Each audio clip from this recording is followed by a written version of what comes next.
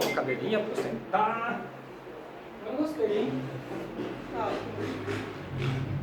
Paz, pessoal. Vocês já tiveram essa aula? Já alguém aqui já teve? Não? Ele já teve. Então essas são as aulas introdutórias. Vocês tiveram ciências bíblicas com o pastor Daniel. E eu vou estar passando para vocês ciências teológicas. São duas áreas que também são chamadas assim, introdução à Bíblia e introdução à teologia. Tá bom? São as primeiras aulas dos cursos de teologia mesmo. Né? Todo aluno, quando ele entra no curso de teologia, as primeiras aulas que ele tem é uma introdução à Bíblia e uma introdução à teologia. Aí depois ele vai tendo as outras disciplinas. Tá? No nosso curso, a gente mesmo sendo um curso um pouquinho diferenciado, a gente procura seguir mais ou menos esse roteiro. Então nós fizemos as introduções à Bíblia, depois tem língua portuguesa, que eu acho que alguém já fez, né? Vocês já fizeram língua portuguesa? Ainda não? Vai repor também a língua portuguesa. Aí depois vocês vão ter Antigo Testamento, Novo Testamento. Como esse modelo de curso é para pessoas que já fizeram, já tem base. Vocês têm base, né? Todos vocês, né? O Márcio vai abrir uma turma para quem não tem base nenhuma. Ele vai fazer 3 anos. Aí é o curso superior normal, de 3 anos. O de vocês, ele está aproveitando o conhecimento que vocês já têm, algum diploma que vocês já têm na área de teologia, ele está reaproveitando esses certificados. Né? Vocês fizeram isso, não foi? Aí vocês fazem um tempo menor, porque valida o que vocês já fizeram antes. Tem gente que fez até com o Márcio, né? Você fez com ele mesmo? Não, foi em Osasco, isso. Então o curso é um pouquinho menor por causa disso. Então a gente faz todo só um aprofundamento nas áreas de que vocês provavelmente já tiveram. Algumas coisas, nós vamos aproveitar, aprofundando para a questão do curso superior. E aí a gente vai falar de teologia bíblica bíblica do Antigo, teologia bíblica do Novo. Tem uma pequena introdução às línguas originais, não é um curso de língua original, é uma pequena introdução para vocês terem uma ideia. Né? Quem quiser aprender mais sobre a língua original tem uma pós. Né? Tem um projeto aqui para o ano que vem, de talvez a gente fazer um curso de extensão na área de grego, aí é o curso mesmo. Né? Curso onde você vai conseguir ler o Novo Testamento, né? Então acho que é legal isso, vocês vão ler, vai conseguir traduzir usando ferramentas. Né? Quais são as ferramentas? As ferramentas que existem no mercado, léxicos, gramáticas, né? Dicionários. Aí, com esses recursos vocês conseguem fazer tradução do Novo Testamento. E muitas palavras vocês vão aprender, lógico. Então você não vai pegar um texto lá e todas as palavras tem que procurar, não. Você pega lá um texto lá, num versículo, talvez você tenha que procurar uma palavra para cumprir a tradução. É essa a ideia do curso. Bom, um curso bom mesmo. Está com o projeto para o ano que vem, vamos ver se dá certo. Tá bom? Então vamos falar um pouquinho de ciências teológicas. Para vocês, agora é com vocês. O que é teologia? O que é isso, teologia? É uma pergunta, né? Vocês estão estudando teologia, vocês têm que saber o que é que vocês estão estudando, né? Se aprofundar mais na palavra, conhecer mais a fundo. Sim, faz parte também. Faz parte. Mas não é só isso. Não é, né? Eu posso responder ou vou ter que me retirar? Você vai lembrar? Você fala por último, então. Quem mais pode falar o que é teologia? Gente, está livre, vocês podem responder do jeito que vocês quiserem. Não tem certo ou errado, não. Não é prova, não, ainda. E aí? Vamos lá, quero ver a opinião de vocês. O que é isso, teologia? Que negócio é esse que vocês estão estudando? É o estudo de Deus, né? O estudo de Deus que se relaciona a saber, né? Quem é o Deus, né? Tem mais? Alguém quer contribuir com mais alguma coisa? Mais alguma contribuição aí? Não? Tem também, claro. Estudo sobre Deus e as suas ciências. Suas ciências. Vamos lá começar sobre os desafios. Então, para iniciar, vamos falar do que é um estudante de teologia, né? Quem é essa pessoa que estuda? Quais são os desafios do estudante de teologia? Então tá assim, olha, então essa é a base da base mesmo. Para a gente começar a falar desse assunto.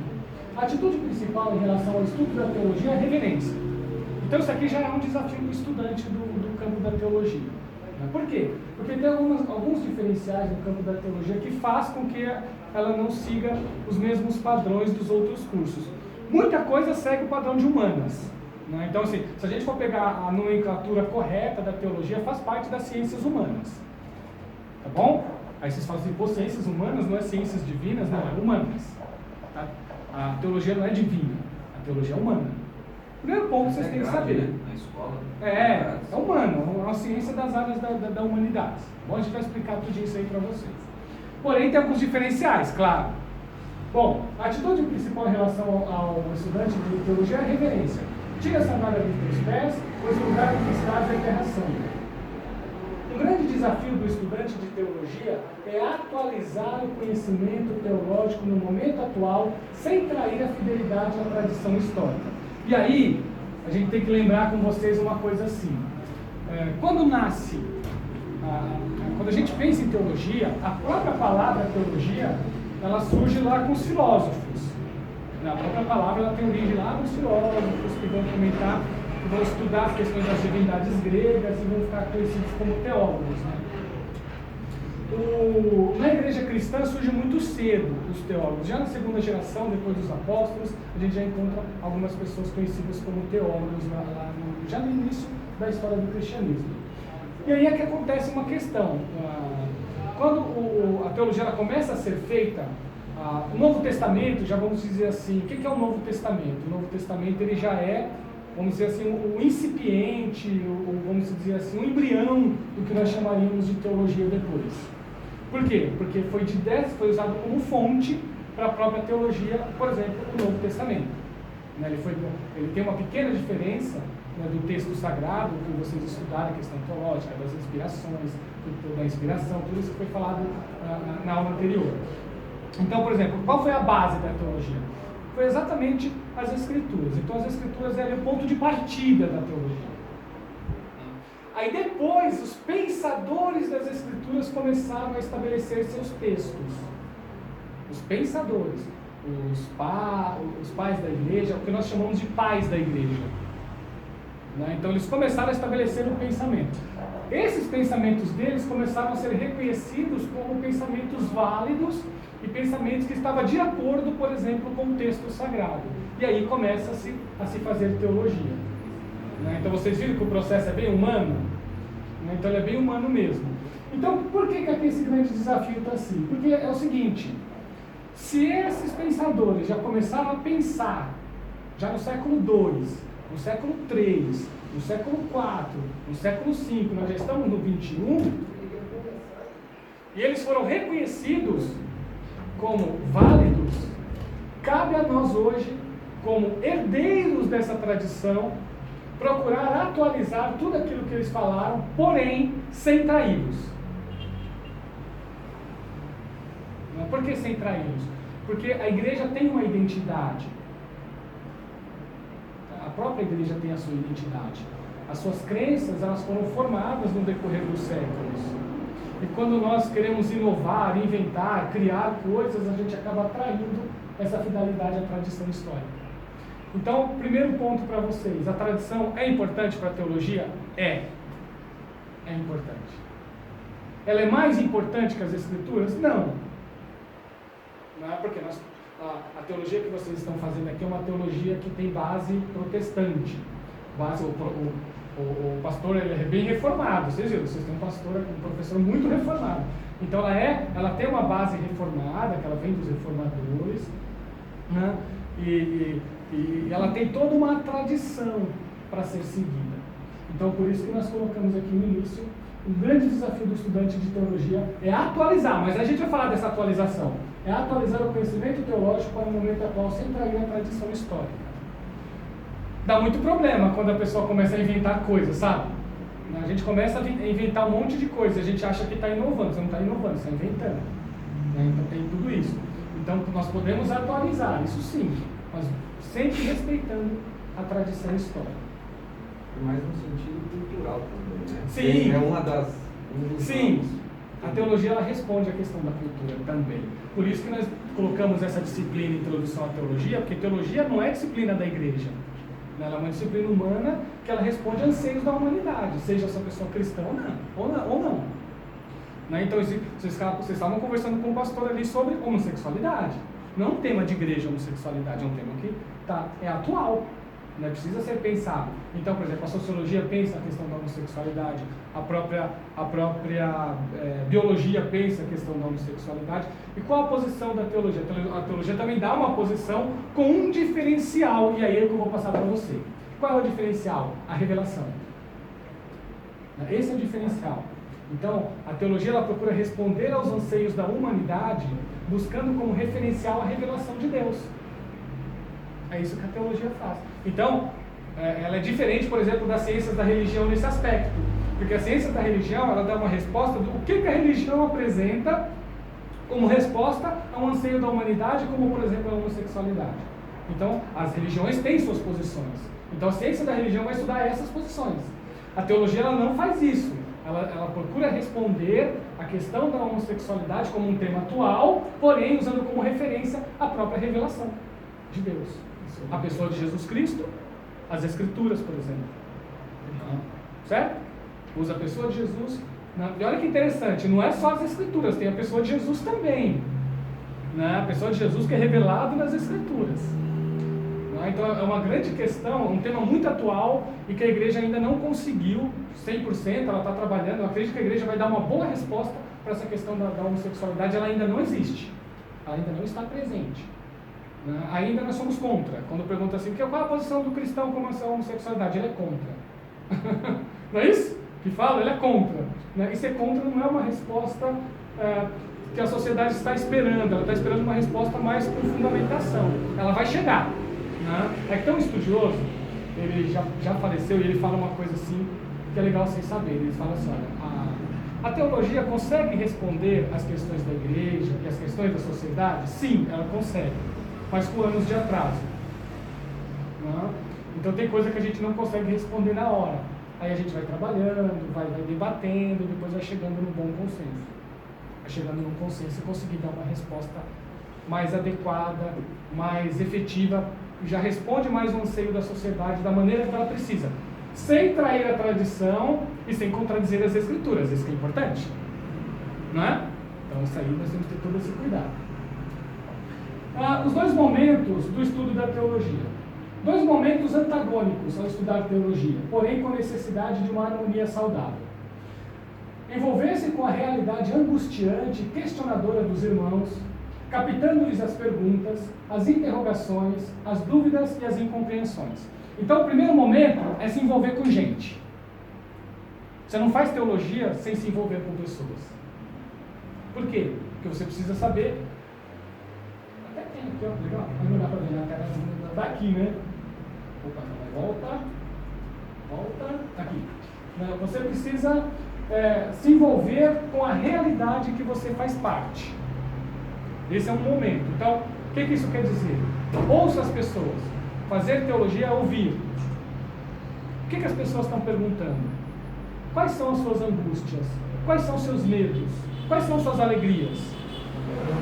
Quais são suas perguntas? Quais são suas dúvidas? Existe espaço para dúvida na igreja? O que vocês acham? Deve ter, né? Senão, complica, né? Se a pessoa tiver uma dúvida concernente à fé e ela não conseguir encontrar essa resposta na igreja, ela vai buscar em outro lugar. Não é? E aí a igreja tem... e é uma coisa que vocês estão estudando teologia, vocês nunca cometam esse erro de achar que uma pessoa que tem dúvida ela é incrédula. Existe uma diferença entre incredulidade e dúvidas. Dúvidas é alguma coisa que nós não sabemos e queremos saber. Incredulidade é quando nós não acreditamos em nada, ou naquela verdade. Não é diferente? O incrédulo é aquela pessoa que você pode explicar para ela e falar, não, mas eu não acredito nisso, isso é incrédulo. Não tem dúvida não, eu quero entender isso. Eu quero entender por que é assim. Eu quero entender essa questão de Deus, essa questão da fé. Eu quero entender isso, eu não estou entendendo. E aí isso vai ajudar a pessoa a fortalecer na fé. Então se ela não encontrar isso na igreja, ela vai buscar em outros lugares. E aí as respostas que ela vai ter pode afastá-la da igreja. Certo? Então a igreja é um espaço para dúvidas também. E quem estuda teologia precisa saber disso, ajudar as pessoas nas suas dúvidas. Tem um pastor muito famoso que ele é um apologista. Acho que ele nem pastor é, mas ele é um famoso, ele já veio para o Brasil algumas vezes. Se ele voltar ao Brasil e vocês tiverem a oportunidade de escutá-lo, vai escutá-lo. O nome dele é William Lane Craig. Ele já veio várias vezes ao Brasil. É um americano muito famoso, já saiu na revista Veja, já saiu na imprensa, aqui no Brasil quando ele vem, e ele é formado em filosofia, ele tem formação teológica, mas ele é um apologista, ele é um cara que defende a fé cristã diante da intelectualidade. Né? Então, intelectuais, ele faz debate com intelectuais do mundo inteiro, né? Faz debates, ele mostra a importância da existência de Deus, de Jesus, né? Que Jesus é relevante, Jesus é importante para a sociedade, e ele traz essas ideias em vários lugares, em universidades aqui no Brasil, né? E também nas igrejas quando ele vem para o Brasil, porque ele é uma pessoa de fé. Então, William Lane Craig, tem muitos livros dele em português, e ele faz uma defesa da fé cristã. E ele conta essa história dele, para vocês terem uma ideia, que fala exatamente disso. Ele estava pregando, foi trazer ensino numa igreja, e quando ele concluiu, e ele é bem acadêmico, né? Então, só que ele responde aos anseios das pessoas. Então, uma senhora chegou para ele e falou assim: olha, irmão, né, eu fico tão triste porque eu estou feliz de ouvir tudo que o irmão falou, mas eu também estou triste, porque muita coisa do que o irmão falou eram dúvidas do meu filho, só que ninguém respondeu. O meu filho saiu da igreja. Se você tivesse, falou assim, se você viesse com essas questões antes, talvez tivesse resolvido as dúvidas dele e ele não tivesse saído da igreja. Então, você vê a importância? Né? Essa é a importância da teologia também. Pregar, ensinar, mas também defender a fé e ajudar as pessoas nas suas dúvidas. Estudar teologia é um serviço intelectual, tá bom? E envolver com a realidade questionadora das pessoas. E dar uma resposta efetiva. Jesus fez isso. Lembra do Tomé? O Tomé, ele não está... Ele falou assim: olha, vocês estão falando para mim, mas eu não estou acreditando nisso. Não sei como que eu posso ver esse tipo de coisa. Aí o Tomé precisava de uma ajuda na dúvida dele. E se Jesus não vai até ele? Olha o que Jesus faz. A dúvida dele é uma dúvida de olhar, não é? Aí Jesus falou: Tomé, para resolver o seu problema é só tocar aqui. Não é? Toca. Olha, toca. Resolveu o problema do Tomé. Não é? E ele continuou servindo a Deus. Então, porque os irmãos falaram: olha, Jesus ressuscitou. Daí ele falou assim: mas como? Na cabeça das pessoas era realmente algo diferente. Não? Aí quando Jesus aparece, ele mostra: então toca aqui, ó, é eu mesmo, sou eu mesmo, não é fantasma não é alucinação não, sou eu. Resolveu o problema das dúvidas que o Tomé teve. E, de certa forma, no caso dele, chegou a ser um pouco de incredulidade também. Aí a gente coloca, o Tomé acabou tendo o estigma de um cara incrédulo, mas ele não era um cara incrédulo, ele era uma pessoa normal. E as dúvidas que ele teve, os problemas que ele teve para lidar com a sua fé, Jesus solucionou. Olha que importante. Não foi Jesus que resolveu? Então ele não foi buscar em outro lugar. Ele teve a resposta na pessoa de Jesus. E a fé dele foi edificada. Se vocês estudarem a tradição da vida dele, a gente nunca vai ter 100% de certeza disso, mas em parte a gente tem, porque a tradição dele, ele foi um grande evangelista, um grande missionário. Um homem de fé. Qual é o outro momento? Então, o primeiro momento é se envolver com as pessoas. Fazer teologia é se envolver com gente. Porque você precisa saber quais são as dúvidas, quais são as perguntas, quais são as questões. Pastor é muito importante isso, né? Principalmente na igreja, né? Quais são os anseios da igreja? Para poder ajudar as pessoas nesse ponto.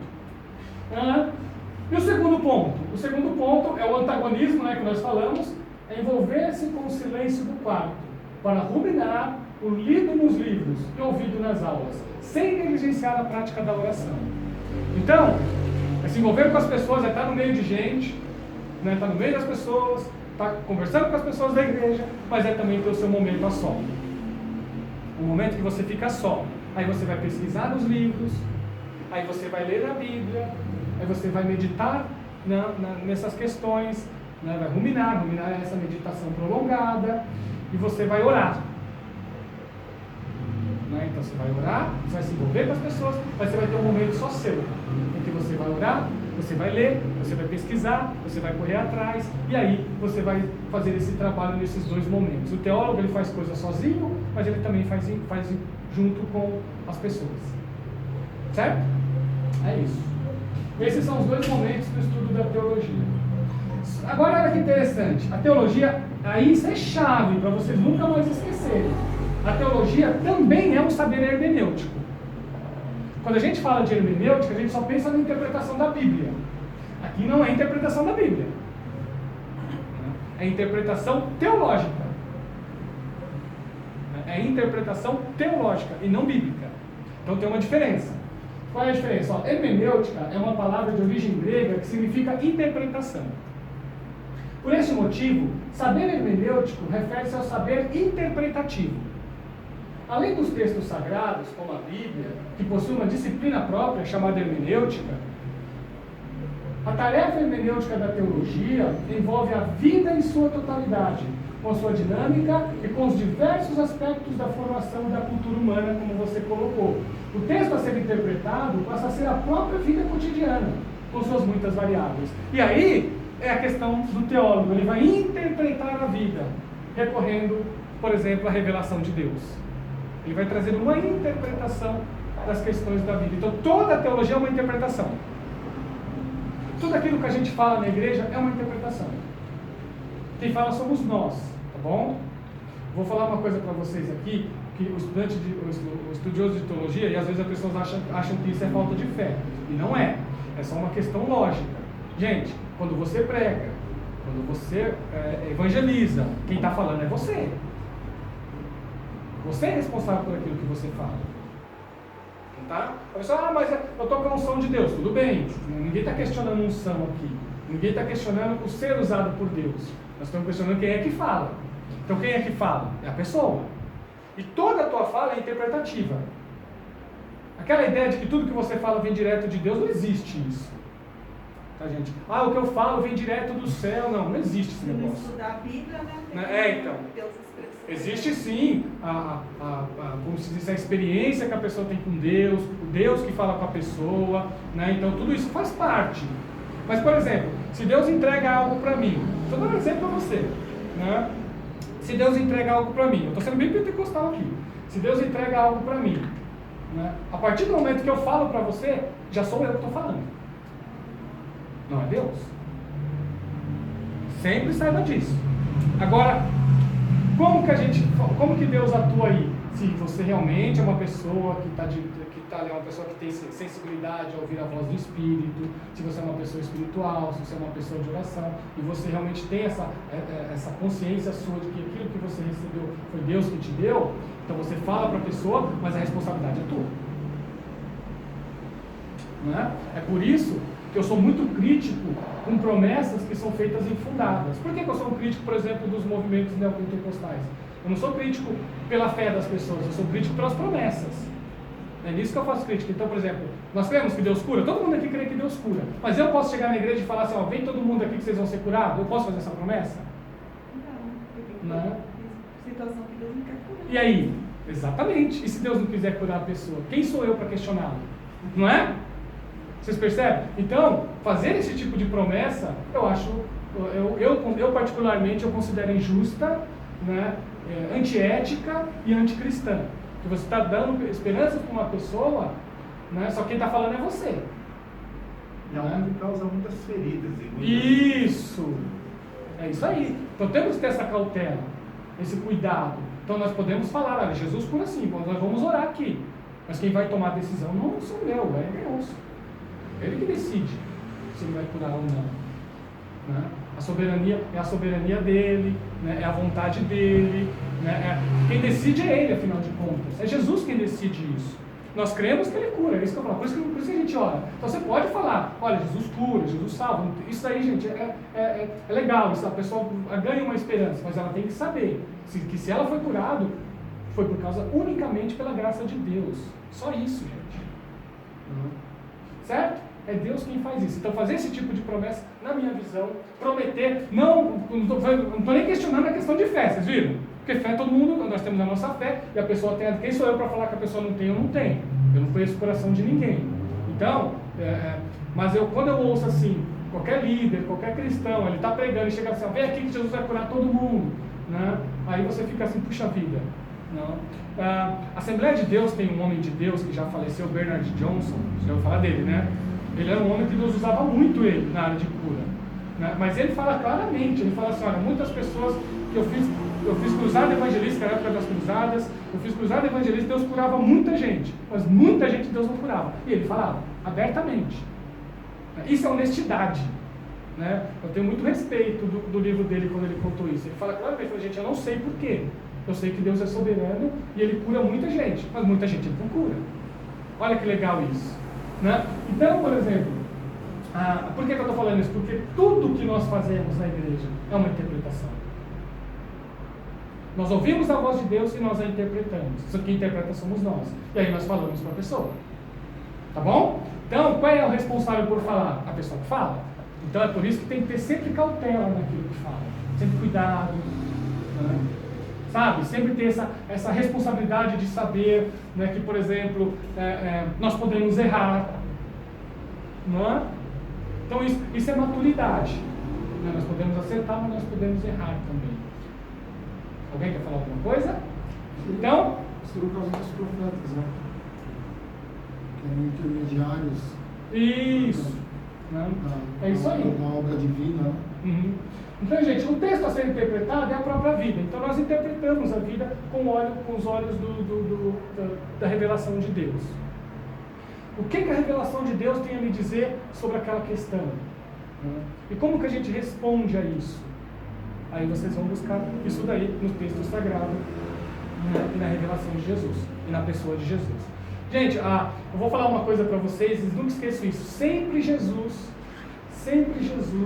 é a chave hermenêutica para tudo na nossa vida. Jesus é a chave hermenêutica para interpretar a Bíblia, e Jesus é a chave hermenêutica para interpretar o mundo. Então, se vocês focarem sempre em Jesus, não erra. Foca sempre em Jesus, que a gente não erra. Eu estava dando aula, eu estou fazendo na igreja um aprofundamento lá, que eu dou aula para o pessoal lá também. Tem um curso lá na igreja que eu faço parte. A gente está falando, então estamos fazendo um aprofundamento sobre Jesus. Aí eu falei para eles assim, o que Jesus veio nos ensinar aqui? Qual foi a missão dele aqui? É nos resgatar, né? Mas nos resgatar do quê? Nos resgatar de nós mesmos. Jesus veio nos tirar de nós mesmos. Veio fazer um resgate para trazer para nós o que é ser um ser humano. Jesus era Deus e ele se encarnou, né, e se tornou um ser humano. Esse tornar-se ser humano de Jesus foi o quê? Fez de Jesus um exemplo do que é ser um ser humano. Então, onde está a perfeição da humanidade? Na pessoa de Jesus. Então, onde está a perfeição da decência? Na pessoa de Jesus. Não é? Então, Jesus ele é o protótipo, assim, o exemplo máximo do que é ser pessoa. Qual foi o plano de Deus quando criou a humanidade? Só olhar para Jesus, a gente vai ver. Observa que ser humano que era Jesus. Porque nós gostamos de olhar o Jesus divino, e realmente ele é divino. Então é importante isso. Só que divino é uma coisa que a gente não consegue imitar. A gente consegue imitar o humano, não é? E Jesus tornou-se humano para dar exatamente o exemplo de humanidade. Então olhar para Jesus é realmente saber o que é um ser humano. Então interpretar a vida e as angústias da humanidade com o olhar de Cristo muda tudo. Muda todo o nosso jeito. Né? Então sempre ver Jesus na questão. Como que Jesus, que exemplo que ele trouxe? Né? De humildade, de humanidade, de respeito ao próximo, de ser firme quando era necessário, né? De saber fazer perguntas, de dialogar, de conversar. Né? Isso nós encontramos tudo na pessoa de Jesus, de se relacionar com o outro. Sabe uma coisa linda que eu vejo em Jesus, e eu acho isso muito lindo em Jesus, e eu acho que às vezes a gente tem essa dificuldade, né? Observa que todas as necessidades das pessoas, Jesus estava disponível para ajudar. Já perceberam isso? Olha que interessante. Às vezes nós não temos tempo para estar junto com a pessoa, às vezes a pessoa precisa de uma coisa lá e a gente não tem tempo para isso. Né? Isso acontece conosco. Mas Jesus não, Jesus estava disposto. Mesmo quando ele estava, pega na morte de Lázaro, ele estava longe, não estava? Estava bem longe, mas ele foi. Olha, ele falou assim, eu não consigo chegar, eu não vou chegar hoje aí, mas eu vou lá. Não? Aí a pessoa fala, mas Jesus tinha um plano, tudo bem, essa é outra questão. A questão é que o amigo dele precisou, ele estava muito longe, né? Ele fez o que tinha que fazer, mas voltou para suprir. Olha a disponibilidade dele. Então isso é exemplo de humanidade. Todo mundo era importante para ele. Não tinha um mais importante ou menos importante. Todos eram importantes. Isso é um exemplo de humanidade, de decência, de respeito ao próximo, de amor ao próximo.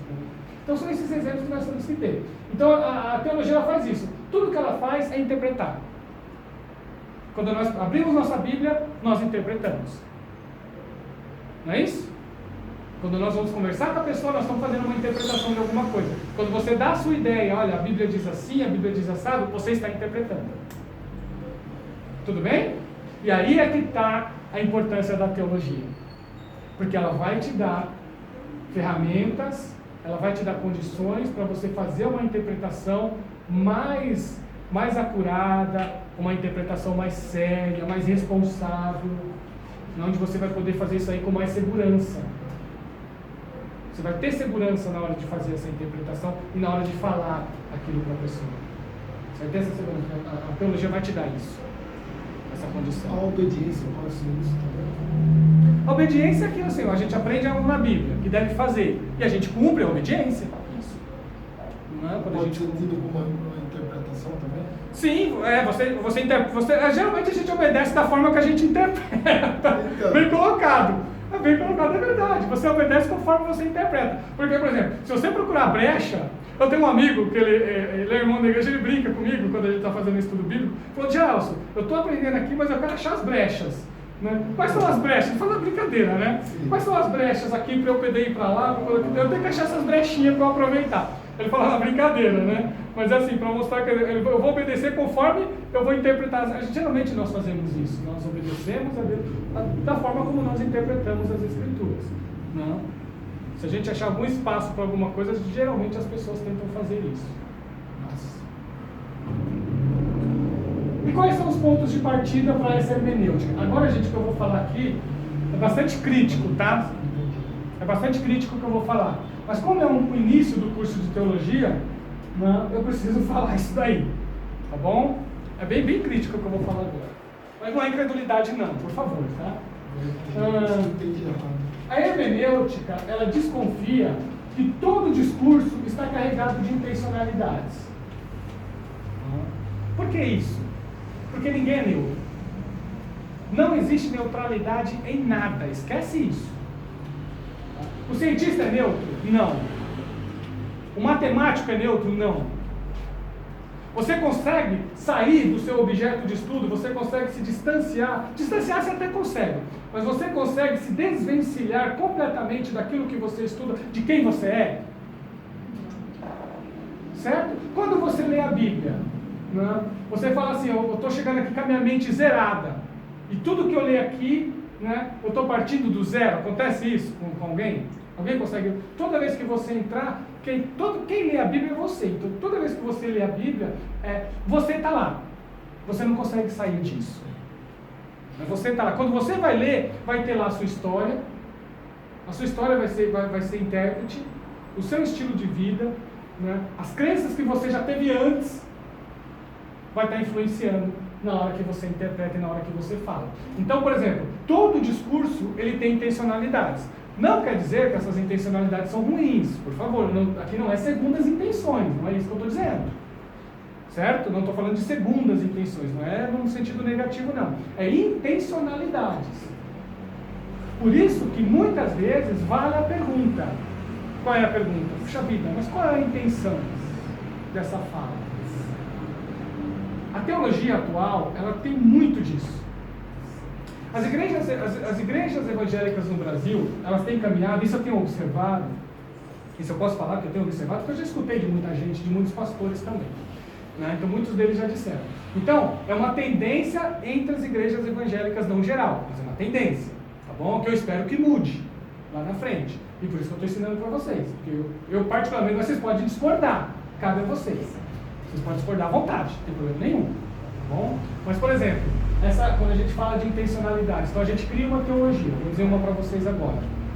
A teologia, por exemplo, eu sou líder de uma determinada igreja, ou líder de um grupo. Né? Então eu chego para as pessoas, olha, eu vou falar que é muito sério, tá? Então muito cuidado, eu estou tomando cuidado aqui. Mas é legal falar, eu estou com medo de falar isso. Né? Aí a gente cria aquela teologia que fala assim, olha, todo mundo que está aqui tem que ficar debaixo da minha cobertura espiritual. Vocês já ouviram falar isso? Né? E aí a gente pergunta, qual é a intenção disso? Pensa bem. Qual é a intenção? Obedecer a hierarquia da igreja. Exatamente. E às vezes a gente acha que a Bíblia não fala, a Bíblia nunca disse isso, em lugar nenhum. Não é? Tem alguns textos que pode dar essa ideia. Você pode até ter essa ideia em alguns textos. Mas quem fez essa hermenêutica foram as pessoas. Que pegou um determinado texto e jogou essa hermenêutica em cima. Aí a gente usa aquele texto, a gente usa muito errado aquele texto quando Davi chega assim e fala para Saul, que era o rei, né? Saul era ungido, a Bíblia fala claramente, Saul foi ungido rei, porque a unção fazia parte do ritual para a pessoa se tornar rei, né? Então eles recebiam lá a unção com óleo, então isso era para a nação de Israel, era algo sagrado. Então, por exemplo, Davi fala assim, eu não vou tocar naquele ungido, né? Porque ele foi socialmente, civilmente, religiosamente colocado como rei. Então ele é um rei legítimo, ele não era um rei ilegítimo. Né? Aí ele falou assim, então eu não vou tocar nele. O que Davi está falando? Davi está falando que ele ia matá-lo. Mas Davi concordava com tudo que ele falava? Nem com o reinado Davi concordava. Mas ele falou, mas fazer algum tipo de maldade? Não. Esse é o texto. Só isso. Não tem mais nada que aí. Então a gente não precisa criar muita coisa para lá. Então por que eu estou dizendo isso? Eu não estou dizendo nem que é certo nem que é errado. Mas quando a gente vê essa intenção, a gente percebe na igreja brasileira uma criação de uma casta sacerdotal que seja superior ao resto das pessoas. Isso é uma intencionalidade. Certo? Se é ruim ou boa, não sei. Eu não acho tão legal. Né? Porque quando Lutero fez a reforma protestante, uma das coisas que ele colocou lá é o sacerdócio universal de todos os crentes. Isso é base da reforma. Então, por exemplo, todo mundo é importante. Então eu não preciso de nenhuma cobertura espiritual nesse sentido como é colocado. Eu preciso sim de cobertura de oração. É outra história. Então, por exemplo, se eu quero fazer, mas isso eu peço para a igreja. Né? Se eu quero fazer um trabalho, eu vou fazer uma viagem missionária, eu posso chegar para vocês aqui, gente, intercedam por mim enquanto eu estiver lá. Aí vocês falam, pode ir tranquilo, que todos os dias, ou pelo menos uma vez por semana, quando eu colocar o meu joelho no chão, eu vou interceder por você. Aí, opa, aí é diferente, vocês viram? Eu tenho pessoas intercedendo. Isso é uma cobertura espiritual. Aí sim, a Bíblia explica bem. Mas não uma cobertura no sentido de que alguém é maior ou alguém é menor. Tudo bem? Por isso que eu falei, gente, vocês não precisam concordar comigo. É uma posição que eu estou trazendo para vocês. Tá bom? Baseado nas pessoas. Tá recente Isso é recente, esse tipo de ideia é recente. Mas a igreja é mais, tipo, sei lá, mais moderna, não é? É recente, essas ideias não aconteciam antigamente. Né? Eu fui das assembleias há mais de 20 anos, eu fui da assembleia. Gente, eu me converti nos anos 90, 91 eu me converti. Olha quanto tempo faz, já tem 30 anos que eu me converti. Eu era novinho. Né? Eu tinha 13 anos ou 14 anos foi quando eu comecei a ir para a igreja. Hoje eu tenho 43. Né? E eu me lembro que eu nunca escutei essas coisas. Eu vou escutar só recente. E a igreja andava normal. Muito pelo contrário, tinha muito diferencial. A igreja ia, meu. Porque era muito fechado, né? Também para se estudar teologia. Sim, tinha esse problema. Esse era um defeito da época. Esse era um defeito do período. Porque isso daí era teologia, ia confundir muito, ia tirar você da espiritualidade do qual você poderia estar na igreja. Não sei se até hoje, né? Mas ainda hoje, tem uns respaldos aí que possa tirar isso daí, né? E você não aprender a teologia. Isso.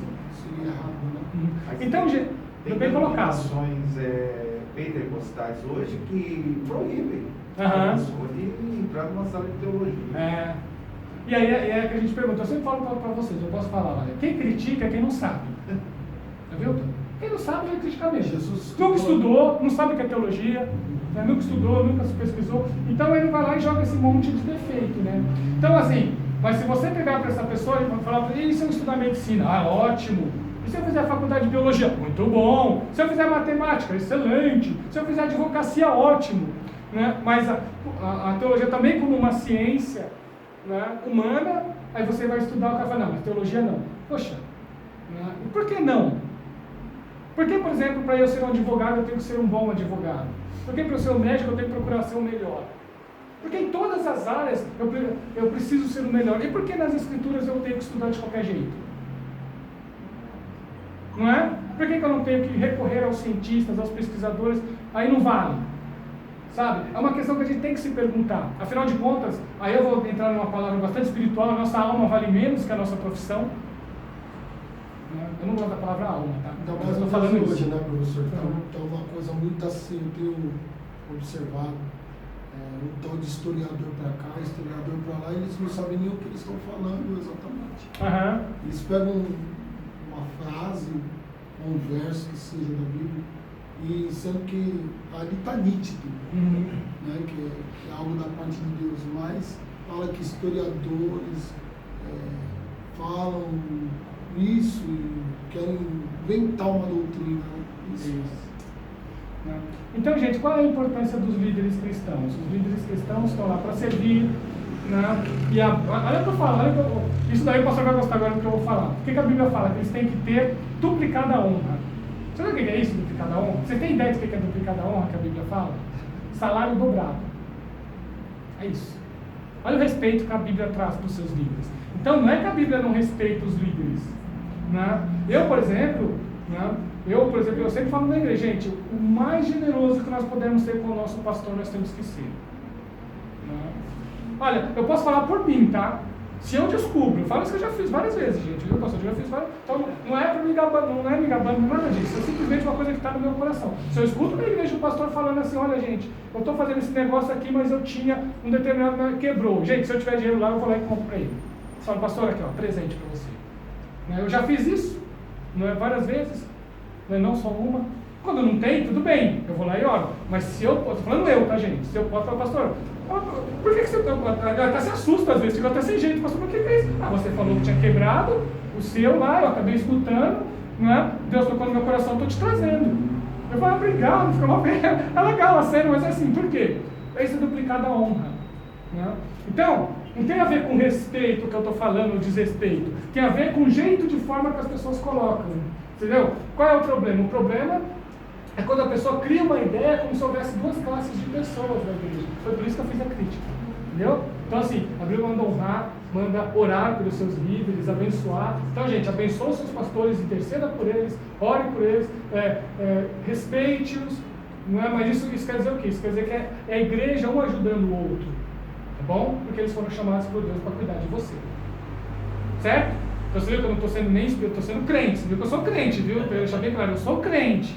Tá bom? Não quero assustar vocês não. Tá bom? Então, ó, a hermenêutica trabalha com a perspectiva das pré-compreensões. É que eu falei para você.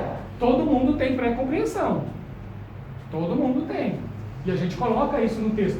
O que a gente tem que fazer? A gente tem que ter consciência disso. Tem que ter consciência disso.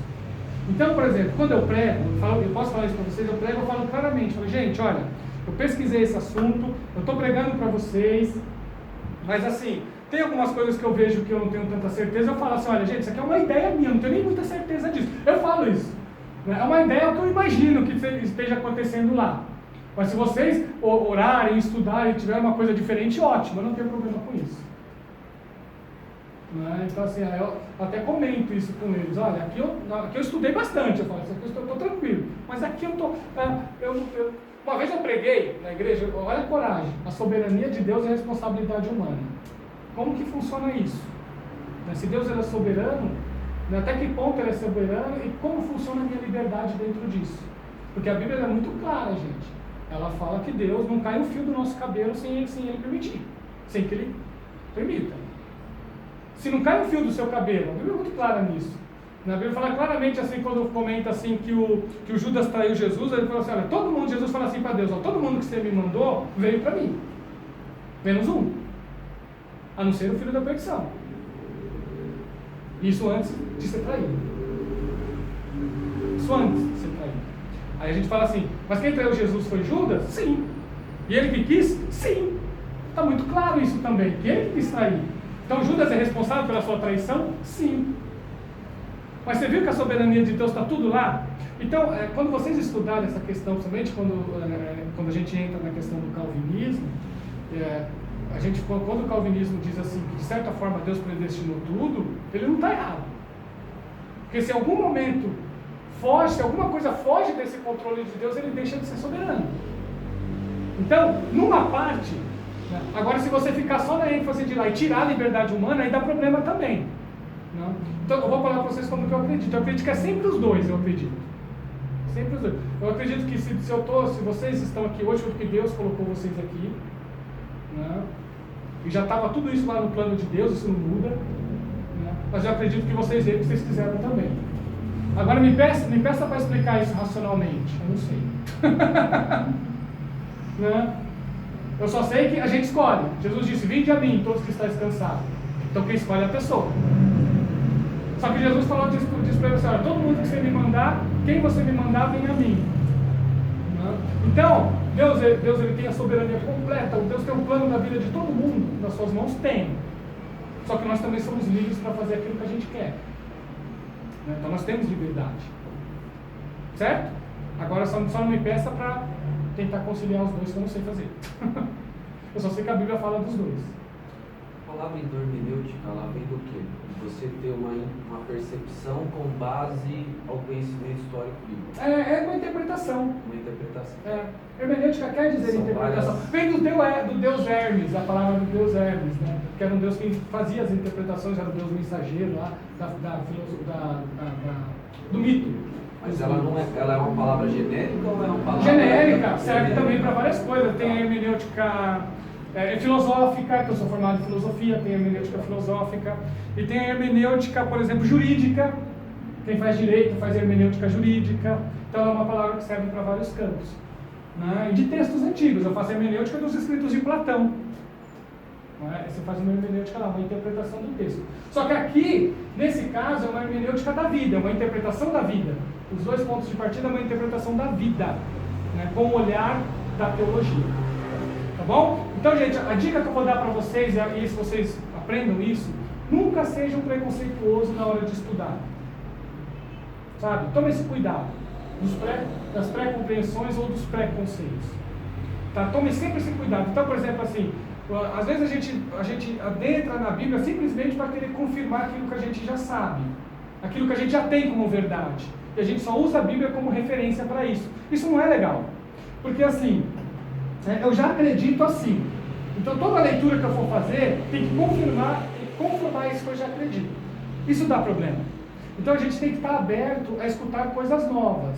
Coisas que às vezes nós não concordamos de cara. E aí a gente vê se o que está sendo dito enquadra.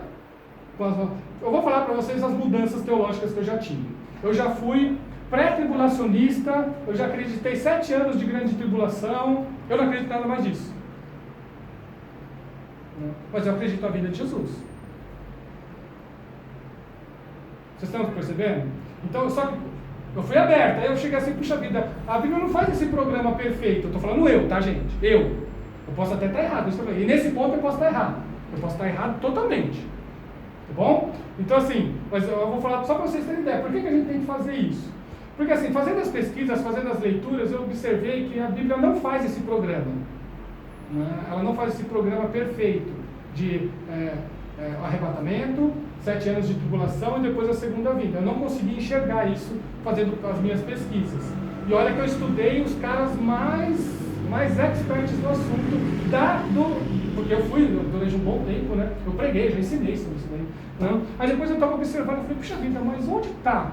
Né? Porque os textos que falam desse período não é preciso, não é claro, sabe?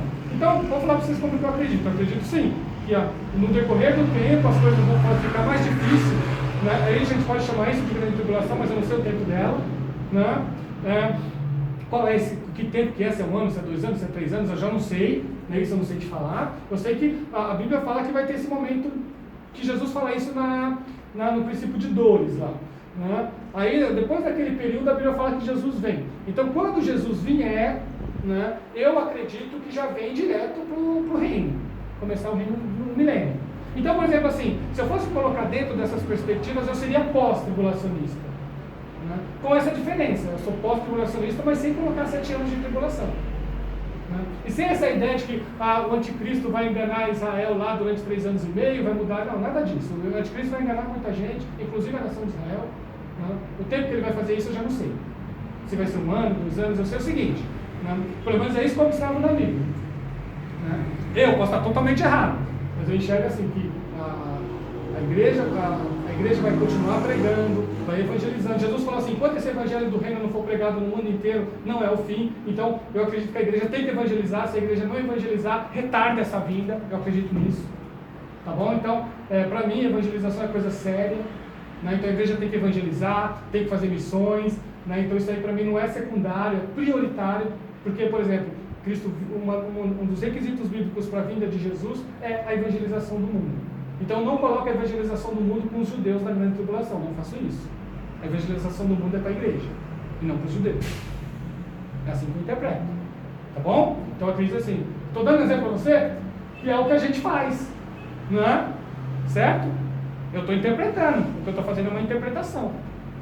Eu tenho uma interpretação que causa bastante discussão, é? mas ela é simples de entender. Eu sempre gosto de dizer sobre esse ponto que inúmeras vezes a Bíblia afirma que Deus é eterno. Eu não acredito que Deus é eterno, na minha interpretação. Nesse sentido. Por quê? Porque no princípio ele fez a sabedoria luna. Se ele fez a sabedoria luna, nada se iguala àquilo que a pessoa criou. Então ele não é sábio, está acima da sabedoria. Então Deus é eterno? Não, ele está acima da eternidade. Certo. E aí... Aí você está sendo filosófico agora. Que a oração, acho que ela é importante para trazer a percepção. Aí eu trouxe, eu li um Salmos, um versículo de Salmos que fala que Deus anda de eternidade sobre eternidade. Certo. Então ele anda acima disso, ele é um ser incompreensível. Bem, é ótimo. Você está sendo, e você está sendo bem filosófico, isso. Está sendo bem filosófico, é ótimo. É assim mesmo, você tem que pesquisar, né? Só que aí você vai ter que dar aquela definição de eternidade, você tem que mudar, trazer, porque aí você vai ter que falar para a pessoa, então se for tempo sem fim, aí sim. Né? Então no tempo, se você falar que Deus é eterno pensando no tempo sem fim, então Deus não é. Né? Por quê? Porque Deus ele criou o tempo. Né? Quem vive no tempo somos nós. Né? Deus não vive no tempo. É por isso que um ano para Deus é como 1000 anos, um dia como 1000 anos como um dia. Porque ele está fora disso. Para ele, passado, presente e futuro, ele consegue enxergar tudo ao mesmo tempo. A gente não. Tudo que a gente, quando a gente fala em eternidade, a gente vê, por que é eternidade? Tempo sem fim. Não, não é. Não. Agora, se você colocar a eternidade com uma outra qualidade, com uma outra dimensão de tempo que nós não temos, aí dá para colocar Deus. Aí já dá. Não. Então, existe uma ideia... aí, nesse ponto, você tem que... Na hora que você vai fazer teologia, você tem que lembrar disso. Fala assim, mas tem um texto lá que fala que Deus é eterno, né? Então, se tem aquele texto lá, que tipo de eternidade é essa? Então, você tem que falar assim, não é a eternidade do tempo sem fim. Então, isso não é. Aí, nesse ponto, você está corretíssimo. Você está certíssimo. Por quê? Porque Deus, ele criou tudo, inclusive o tempo. Né? Então, assim, agora, se você colocar a eternidade como uma outra qualidade de tempo que não faz parte dessa esfera, aí a gente já muda a coisa. Então, nesse caso... A eternidade é uma coisa que só Deus tem, né, nesse sentido. Certo? Você entendeu bem? Eu também fui filosófico com você. Você foi filosófico, eu respondi filosoficamente. Mas bom? É a interpretação. Sim, é isso aí, é hermenêutica. Por isso, é algo que isso. Aí o que você tem que fazer?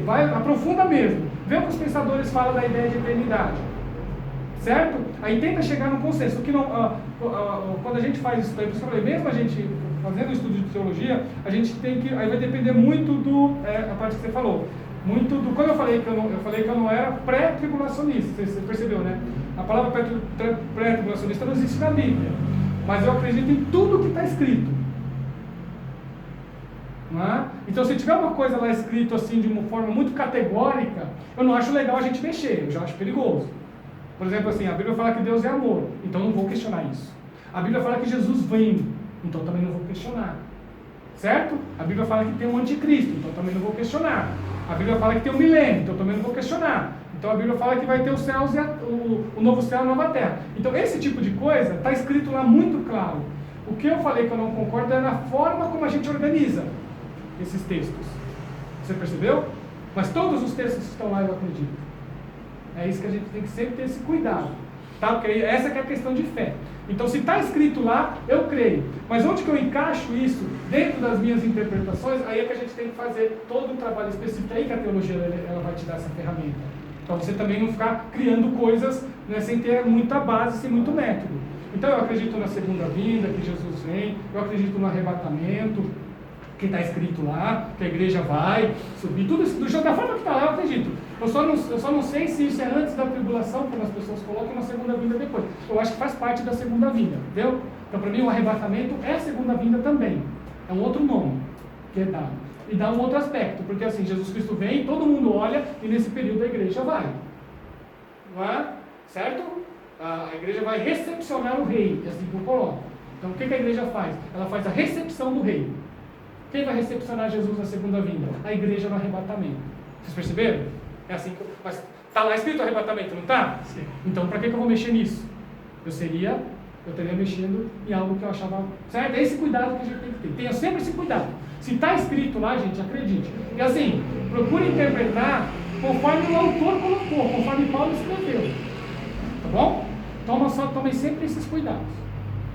Tá bom? Agora sim, pode ser que eu esteja errado e as outras pessoas estejam certas, porque essa aqui é uma posição minha. Tá bom? E olha, eu já tenho. A minha primeira formação teológica comecei em 2002. Então já tem bastante ano pesquisando, tá? Então não foi uma mudança repentina e nem de qualquer jeito. Foi com base, com pesquisa, com estudo. E não é a opinião que eu criei. Isso que é importante também, eu não inventei nada. Tá? Foram estudiosos que foram trazendo esse tipo de pensamento. E eu achei mais interessante a gente não ter esse futuro muito bem programado, achei mais fácil. Né? É bem simples a minha escatologia, vocês perceberam? Ela é muito fácil.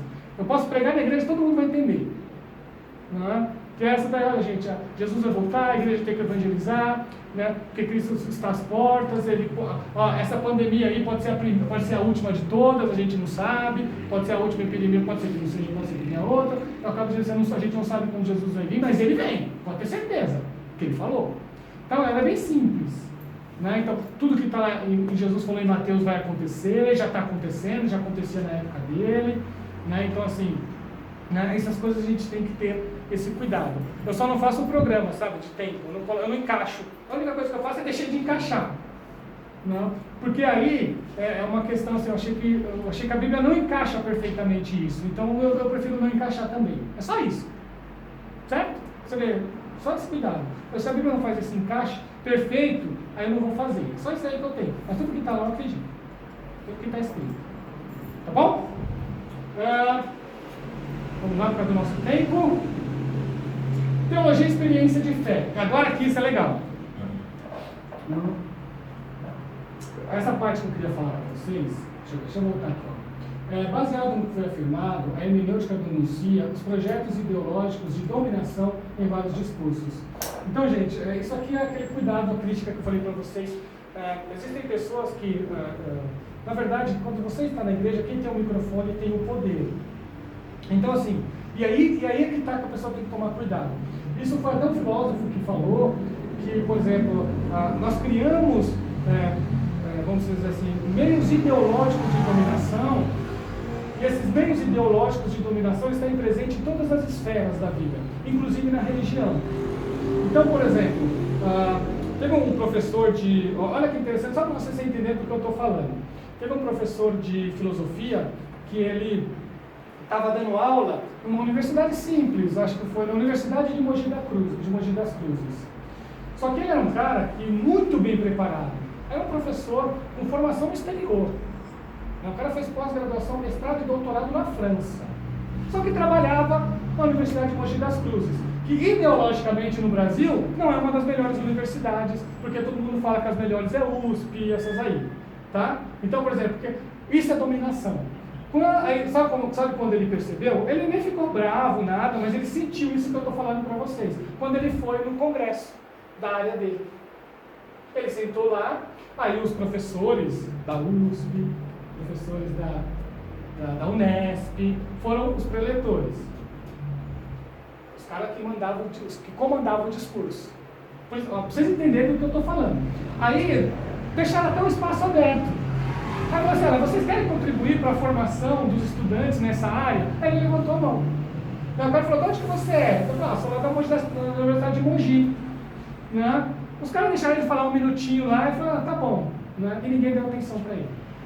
Ele não ficou chateado, mas ele viu que fizeram um desdém do que ele falou. Né? Fizeram desdém mesmo, né? Mas nem prestaram atenção na ideia que ele tinha trazido.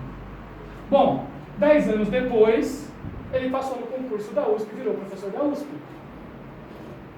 Né? Prestou o concurso e passou. E foi novamente nesses congressos. Ele já ia, aí 10 anos depois ele aparece de novo, 10 anos depois, no mesmo congresso.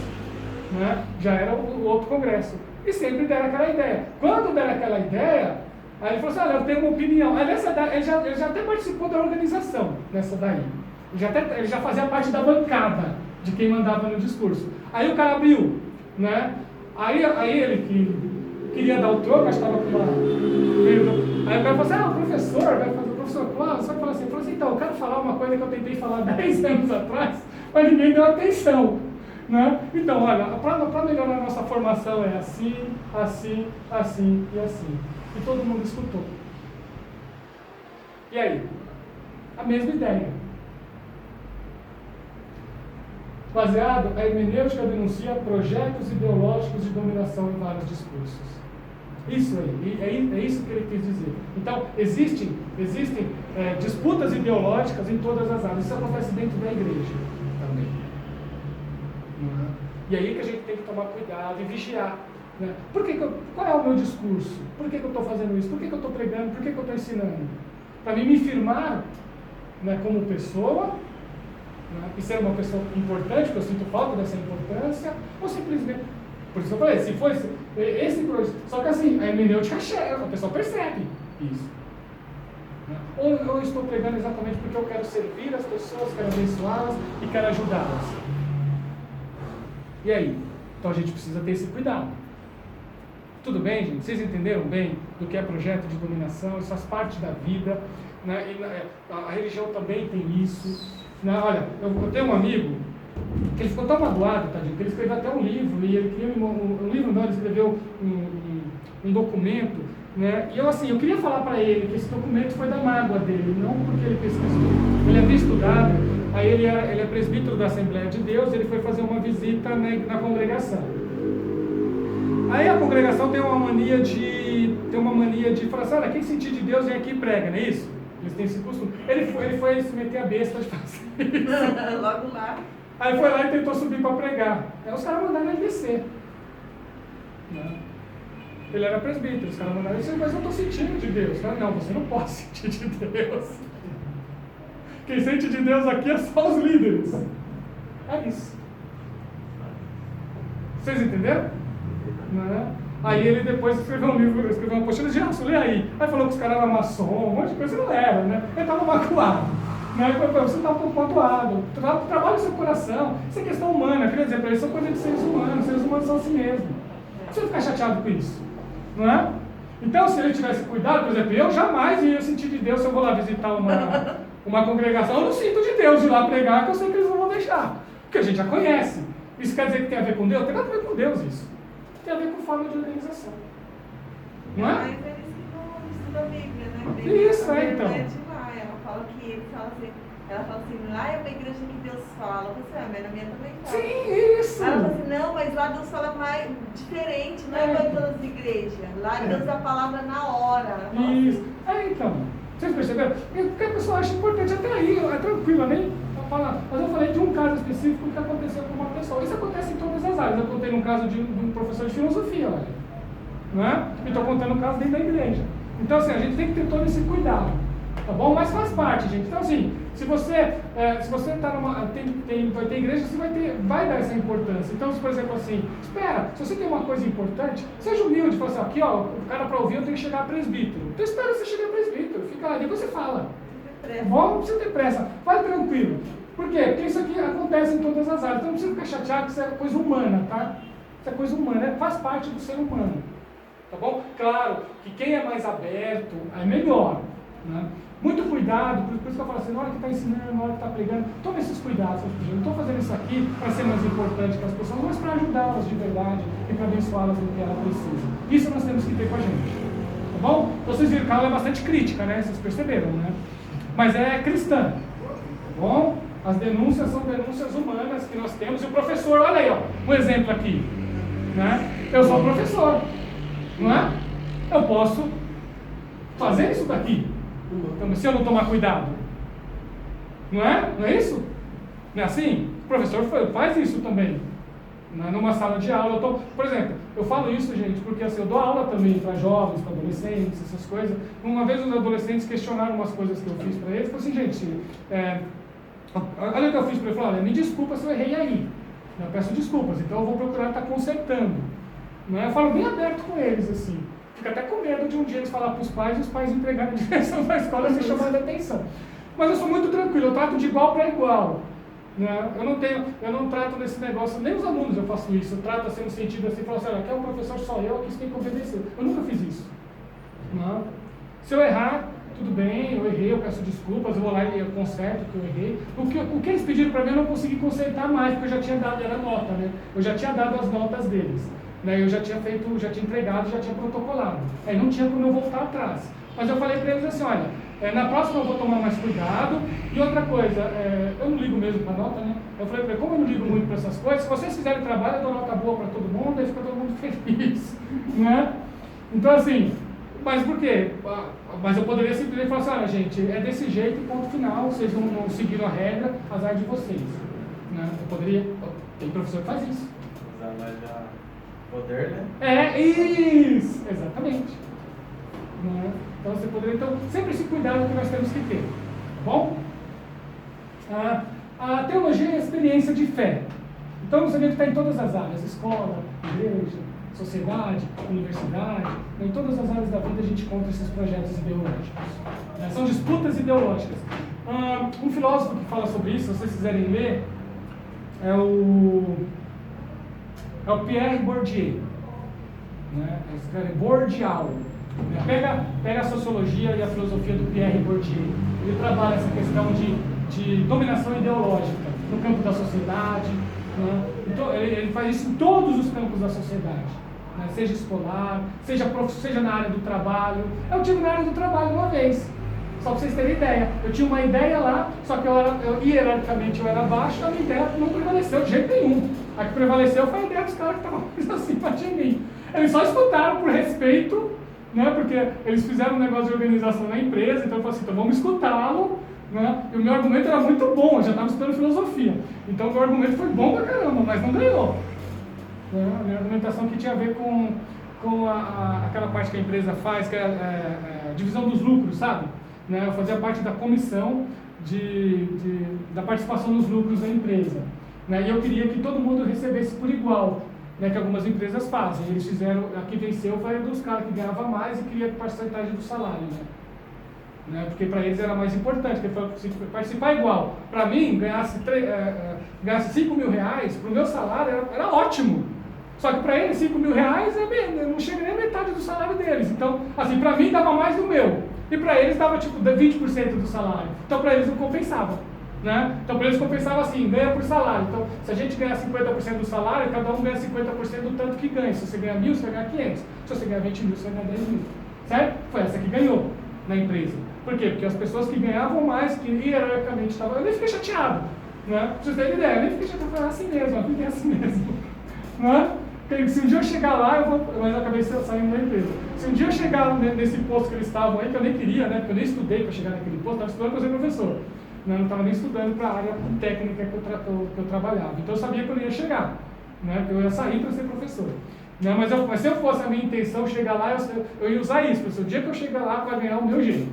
Mas por enquanto eu sabia que não dava para ganhar. Mesmo eu fazendo um bom argumento, o argumento foi bom pra caramba, gente.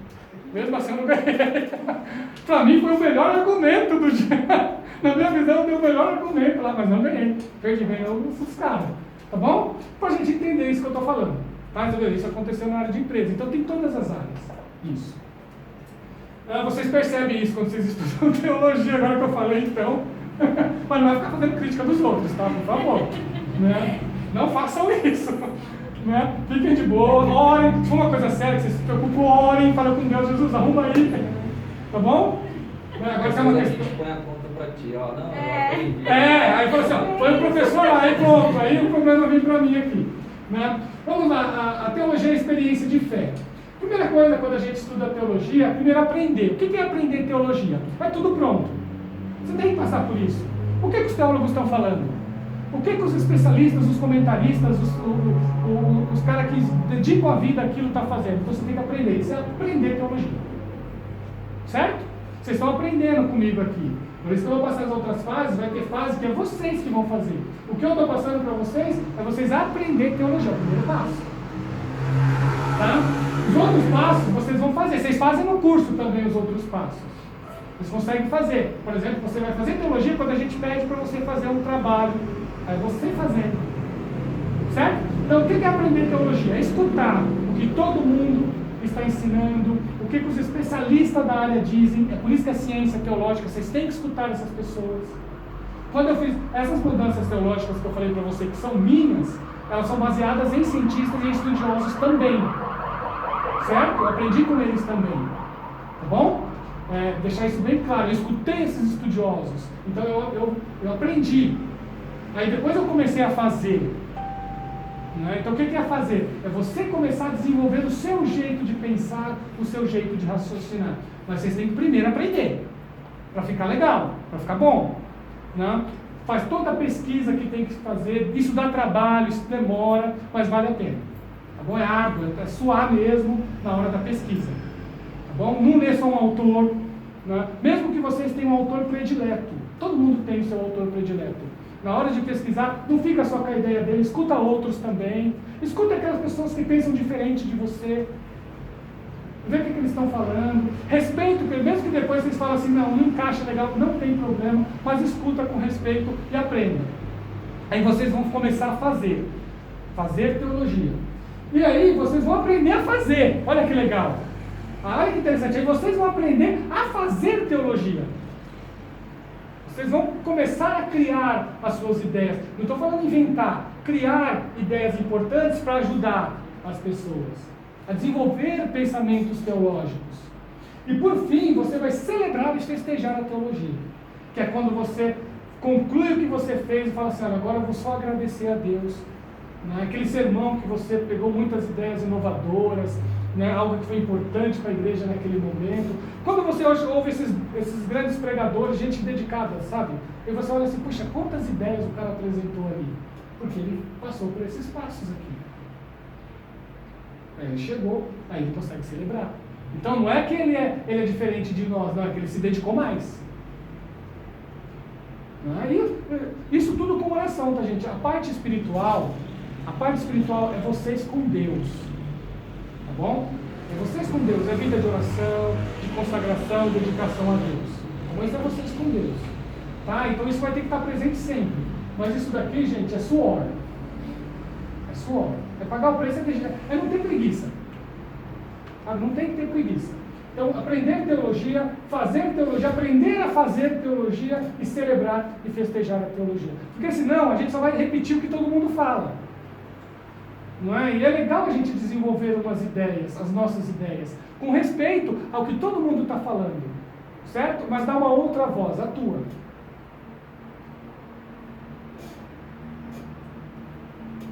Vamos entrar na origem do termo.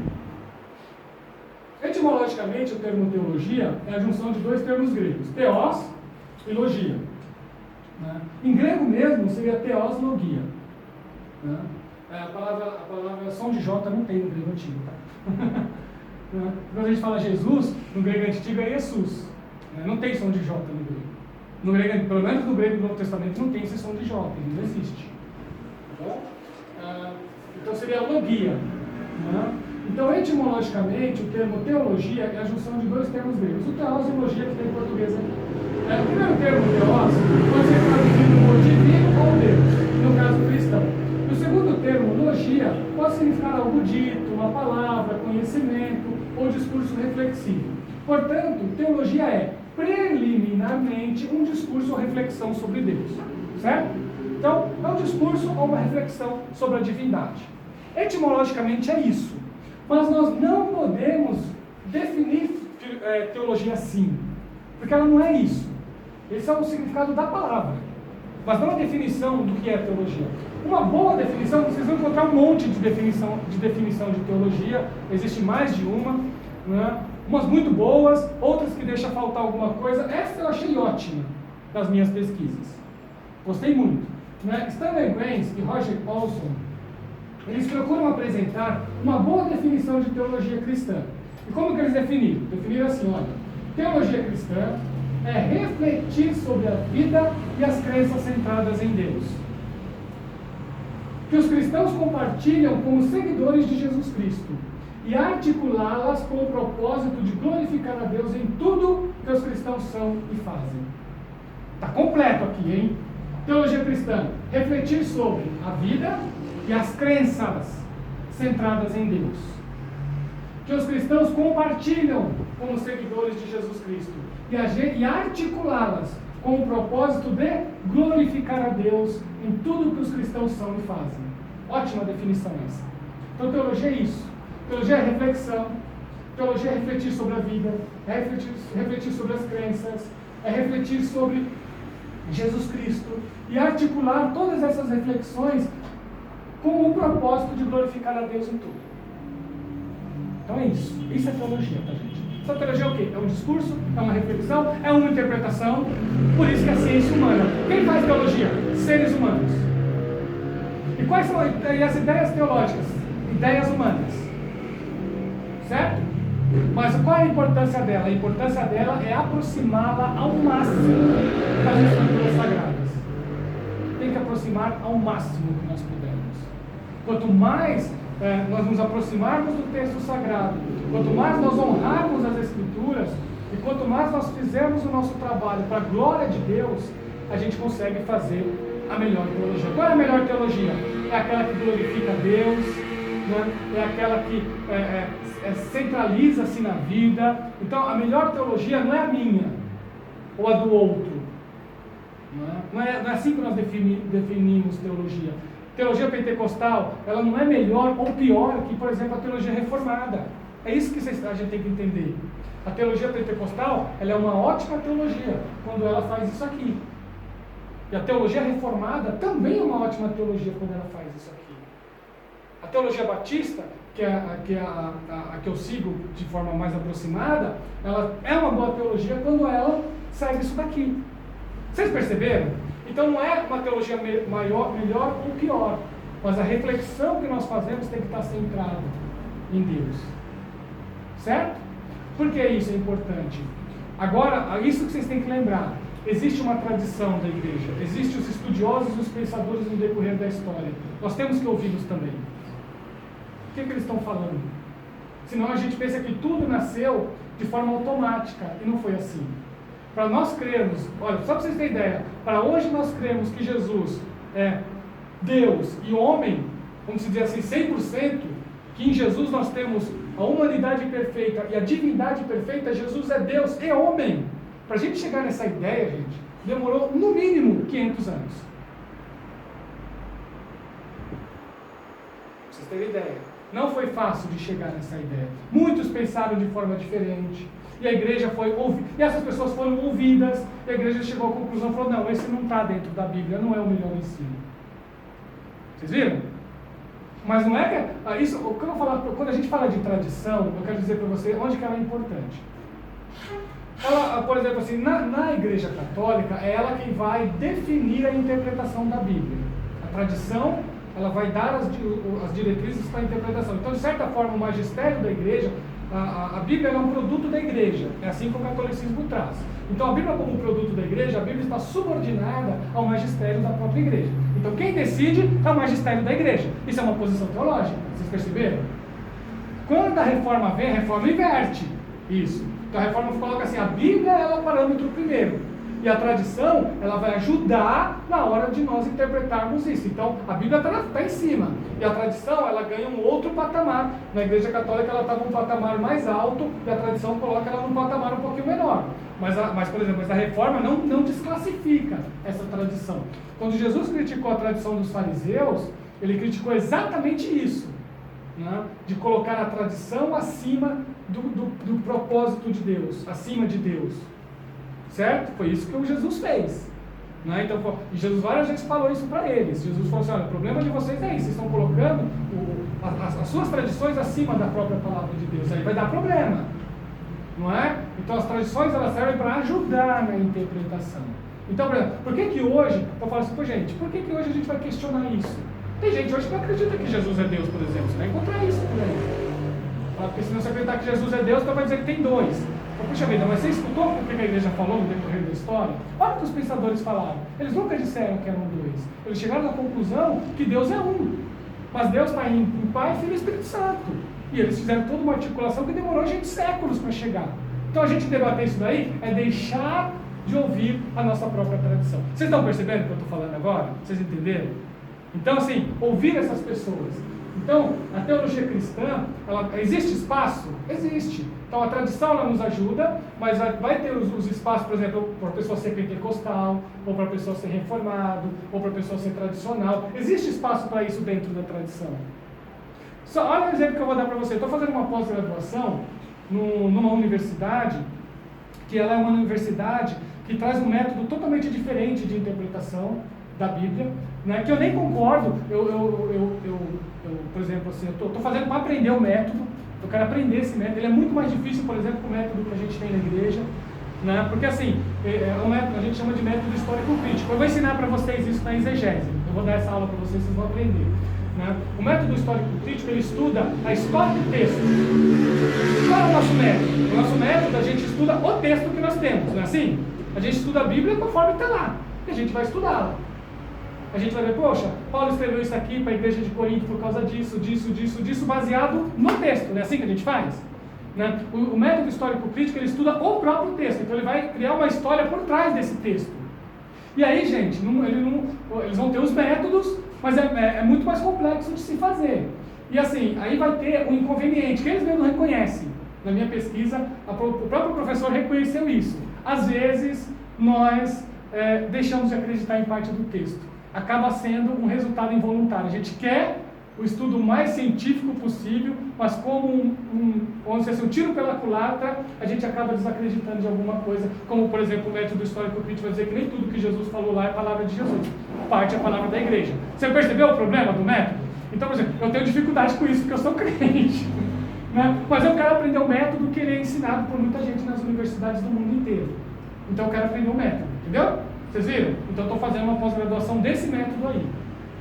Está dando um trabalho para mim, viu? É totalmente diferente da forma que eu aprendi antes. Então é trabalhoso, mas fazer teologia é isso, é ciência também. Não é? Até porque depois, o meu TCC, por exemplo, eu não vou nem usar esse método. No meu TCC eu não quero usar, porque eu não quero usar o método. Eu vou usar em parte, eu vou dizer assim, usar com cautela. Cautela eu vou até usar, né? Mas com muita cautela.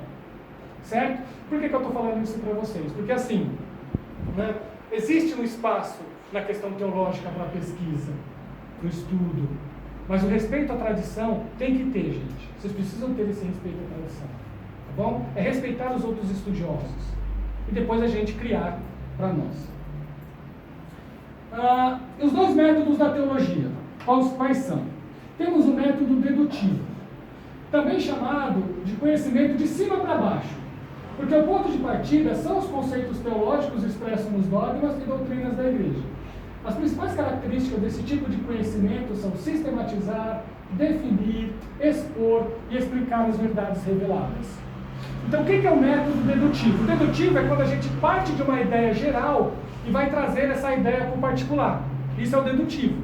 Então, por exemplo, você pega um livro de teologia sistemática pronto, você lê aquele livro de teologia sistemática, então você não mexe mais nisso. Certo? Aí você vai pegar aquele método que está lá, tudo que você já colocou como método, e vai... A teologia sistemática faz bastante isso. Aí você vai interpretar, né, a necessidade específica de cada um dentro desse geral que você já tem. Certo? Isso é o método dedutivo. Tá? Ele não quer dizer que ele é ruim, não. Ele faz parte. Tá bom? Eu quero deixar isso bem claro. Mas ele é um método que é assim. Então, por exemplo, você pega tudo aquilo que você já acredita, de forma geral, e você tenta aplicar isso daí para a realidade específica de cada um. Nós chamamos isso de método dedutivo. Parte de cima para baixo. Certo? Vocês entenderam? Ou alguém não entendeu? Alguém ficou com dúvida aí? Então você já tem tudo pronto. Já está tudo pronto na sua cabeça. Aí você só vai aplicar. Esse é o método dedutivo. Ele é muito usado na teologia sistemática, esse método. Certo? Quando a nossa dogmática que a gente fala. Então a gente procura aplicar isso para a realidade particular das pessoas. E o método indutivo? Ele inverte. Então, o que o método indutivo faz? também chamado de conhecimento de baixo para cima, porque o ponto de partida é a experiência de vida e os problemas concretos da realidade humana, para então chegar às formulações dogmáticas e doutrinárias. Esse tipo de conhecimento procura detectar os problemas mais urgentes da realidade dos fiéis e da sociedade como um todo. Depois procura refletir sobre tais realidades à luz da fé e da revelação. E por fim, organiza as verdades aceitas de fé e analisam estas mesmas verdades a fim de amadurecê-las. Bom, essa daqui, ela é assim, você vai partir da realidade histórica, e aí você vai encontrar algo lá na fé para tentar explicar essa realidade. Mas você não tem ela pronta. Esse é um indutivo. Algumas teologias modernas fazem isso. Atuais. Elas procuram fazer isso. Então elas procuram dar respostas à sociedade. Por exemplo, quando a gente articula a posição da igreja, como eu falei, da homossexualidade, tem que ser do método indutivo. Não. Certo? Se a gente fazer o dedutivo, não tem debate mais no dedutivo. Olha, Jesus disse, como ele acabou de falar, é pecado e ponto final. Você já deduziu. Então você não tem debate para isso. Mas aí você fala, poxa, nesse caso é legal a gente tentar não fazer pelo método indutivo. Vamos descobrir uma forma de articular o que está escrito na Bíblia e tentar ajudar essas pessoas dentro do que está escrito na Bíblia? Não seria interessante a gente pensar nisso? Principalmente quando a gente não tem a resposta pronta ainda. Que a Bíblia, gente, não tem resposta para tudo, vamos ser bem sinceros. Tá? Tem gente que fala assim, a Bíblia tem resposta para tudo. Não, não tem. Tem coisa que a gente vai ter que construir. Certo? Somos nós, como sociedade, como teólogos, que vamos construir. Então vocês vão estar com... Tem coisas que não está lá, nem na dogmática não está. A gente precisa construir, por quê? Porque é uma demanda da nossa sociedade. Do nosso mundo. E por ser uma demanda do nosso mundo, a gente tem que procurar dar a melhor resposta. Eu vou dar um exemplo para vocês, para vocês entenderem. A Bíblia fala claramente, por exemplo, que Deus odeia o divórcio. Não está lá claro? Não está claro isso daí? Então, está claro isso na Bíblia. Só que nós vivemos numa sociedade em que o divórcio já é coisa fácil. É ou não é? Não é? É muito fácil. Antigamente, para a pessoa fazer um divórcio, o cara tinha que vender os bens, trabalhar anos para se divorciar, porque o advogado enfiava a faca e demorava anos para sair. Hoje não, é rapidinho. Né? Tem pessoas, se você souber um pouquinho de lei, não precisa nem de advogado. Se o cara souber articular a lei, porque não é nem obrigatório ter advogado para fazer divórcio mais. Basta a pessoa saber o caminho das pedras, não é? Se você souber o caminho das pedras. A maioria, a gente, por exemplo, as pessoas vão querer estudar isso daí para poder resolver o seu problema. O cara está tão mal, que ele fala assim, não, entrega para alguém resolver logo. Daí paga o advogado, ele cobra lá baratinho, que é coisa rápida, né, não vai enfiar a faca. Essa é a nossa sociedade. Então, essa é uma demanda da nossa sociedade. E agora, gente? E se aparece uma pessoa na sua igreja divorciada? Você vai recusar o batismo dela? E agora? Não é? Tem isso lá na Bíblia? Proibindo a pessoa de ser batizada se ela for divorciada? Não tem nada escrito lá. Né? Então, quem vai construir isso? Puxa vida, aos olhos de Jesus, aos olhos da revelação, qual é o melhor jeito? E a gente vê que a igreja foi mudando com o tempo. Antigamente, podia? Não. Viu? Vocês perceberam? Não podia. Eu lembro da minha juventude de um senhor, né, que ele, por causa dessa questão, e já era uma demanda, mas estava começando ainda, então era difícil mesmo para a igreja resolver. Olha o caso dele, gente. Olha que caso. Olha, pastor, essa é uma experiência para você que é pastor. Eu fiz isso na minha juventude, mas me ajudou. Acho que Deus deixa a gente ver algumas coisas para a gente aprender, né, pastor? Então, acho que foi da vontade de Deus eu ter aprendido isso. Mas eu era jovem, eu nem sabia resolver. Eu falava pra você, falei, gente, eu não sei nem como resolve isso. Ele já era um senhor, veio para a nossa igreja, aceitou Jesus. A mulher dele foi, mas olha o pepino. Ele falou, gente, eu quero me batizar, que eu quero participar da ceia. Mas ele contou a história dele, só que essa aqui não é minha esposa. A gente não está casado oficialmente. A minha verdadeira esposa também são de mora. Eu já separei, eu já não estou com ela há mais de 20 anos. Só que a gente não se separou no papel. Eu não sei onde ela mora mais. Há mais de 20 anos. Ele já tinha filho grande, adulto, mais velho que eu. Né? Quando eu fui visitá-lo na casa, eu fui com os obreiros. Jovens, aquele negócio do meu jovem só vai para participar. Né? Mas os obreiros não conseguiram resolver, pastor. Já faz muito tempo. Isso. Né? E eu também falei, Jesus, como é que ajuda esse homem agora? O cara quer ser batizado. Como que a gente ajuda? Sinceramente, hoje, eu vou falar assim, se eu sou hoje, no caso dele foi, gente, 20 anos. Batiza o homem, sabe? Não vai achar mulher, você não vai achar mulher. Se você pegar para todos os... Eu tô falando hoje, tá? Hoje, com 40 anos, muito tempo depois, eu falei, mas naquela época eu não tinha nem ideia disso. Falei, gente, batiza o homem não vai achar. A não ser que depois a igreja tinha condições, era uma igreja pobre. Se a igreja tem condições, fala assim, olha, eu vou pegar um advogado e vai resolver isso para você. Aí tudo bem. Aí é outra história, o advogado vai correr atrás, vai conseguir anular o divórcio lá, e depois você casa com ótimo, né? Mas a gente nem tinha essa pessoa na igreja para ajudar, e a igreja nem tinha condições de pagar um para ajudar esse irmão. Então, por exemplo, eu pensei hoje assim, puxa vida, faz o batismo do senhor, está mais de 20 anos, já tem filho adulto, faz o batismo dele. Se você perguntar para a vizinhança dele, quem que é a mulher dele? O cara vai falar que é a mulher que estava lá na igreja com ele. Ninguém vai falar, a mulher dele está lá, não sei em que lugar lá. Ninguém ia falar isso, porque socialmente ele estava reconhecido como aquela mulher, não é?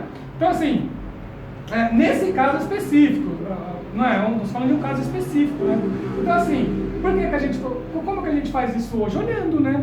A gente não tem uma resposta específica. As igrejas fazem as resoluções, né? Mas a questão desse daí, o fato de você resolver essa questão é fácil. Mas a questão difícil depois são as pessoas que vão contrariar contra você. Você tem isso também de fazer. Tem isso também, né? Os críticos que serão mais difícil você resolver a questão, mas por que você fez isso? Você não pode fazer. É a mesma questão de quando pegaram a mulher adulta e jogaram diante de Jesus, resolve essa causa aí agora. Nesse caso, no caso da Assembleia, eu acho que é legal jogar para ajudar junto com o pessoal da convenção lá para ajudar. Claro, você não vai tomar sozinho. Eu acho que é tomar em conjunto. Né? Então você não vai chegar lá sozinho, batizar sem a ajuda dos seus líderes, você faz junto com eles, essa decisão você toma junto com eles, né? No caso da Batista, como é o meu caso, a gente faz isso com a igreja local, né? Então a gente passa o caso para a igreja local e os membros decidem. A igreja Batista é assim, então os membros aceitarem, você vai lá e faz, né? Você tenta convencer ele, conversar com eles, a igreja local fala assim, não, então vamos fazer, né? Ou não, ela pode, na igreja Batista, se a maioria falar não, você não consegue fazer. Tá? Então você acaba não conseguindo fazer. Você segue lá mais ou menos a convenção da Convenção Batista, você vai usar isso como referência, né, e vai passar para a igreja. Se a igreja autorizar, a pessoa faz o batismo. Se a igreja não autorizar, a pessoa não faz. Então todas têm a burocracia, viu? Todas vai ter. Todas têm burocracia, faz parte também, faz parte da questão da igreja. Mas é uma questão que eu estou falando para você aqui porque é muito atual. Não é muito atual isso? É uma questão da atualidade. Então a gente tem que ver. A gente vai ter que usar um método indutivo para ajudar aqui. Puxa vida, é um caso específico. O que a Bíblia tem a dizer sobre isso? E como a gente ajuda a pessoa nesse caso? A gente não tem lá pronto. A gente vai ter que trabalhar os textos. Tudo bem? Vocês entenderam? O método dedutivo não, é tudo pronto. Olha, está aqui, muito organizado, já está feito, eu só vou aplicar.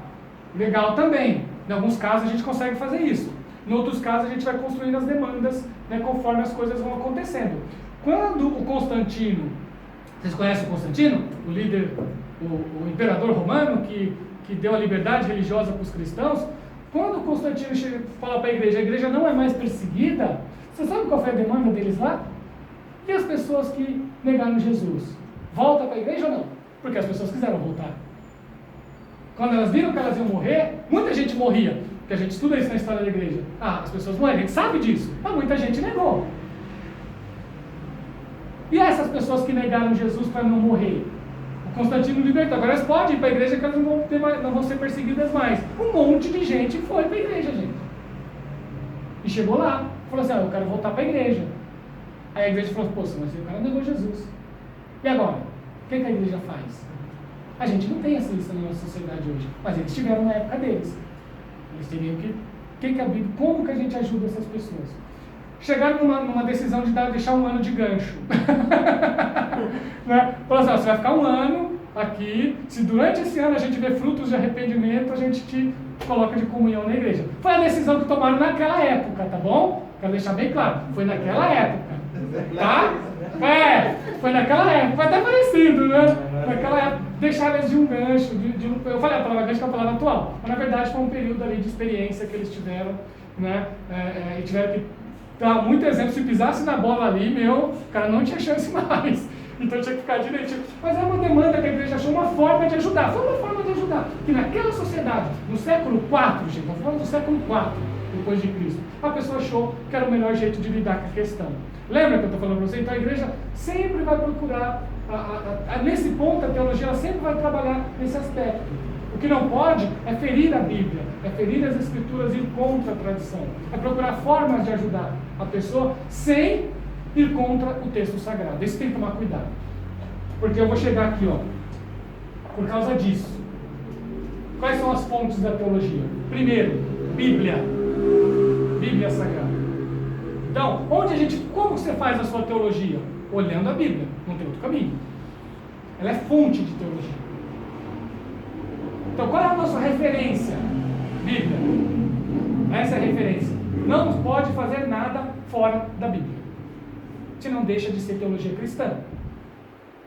Certo? Para ser teologia cristã, a Bíblia é a primeira fonte.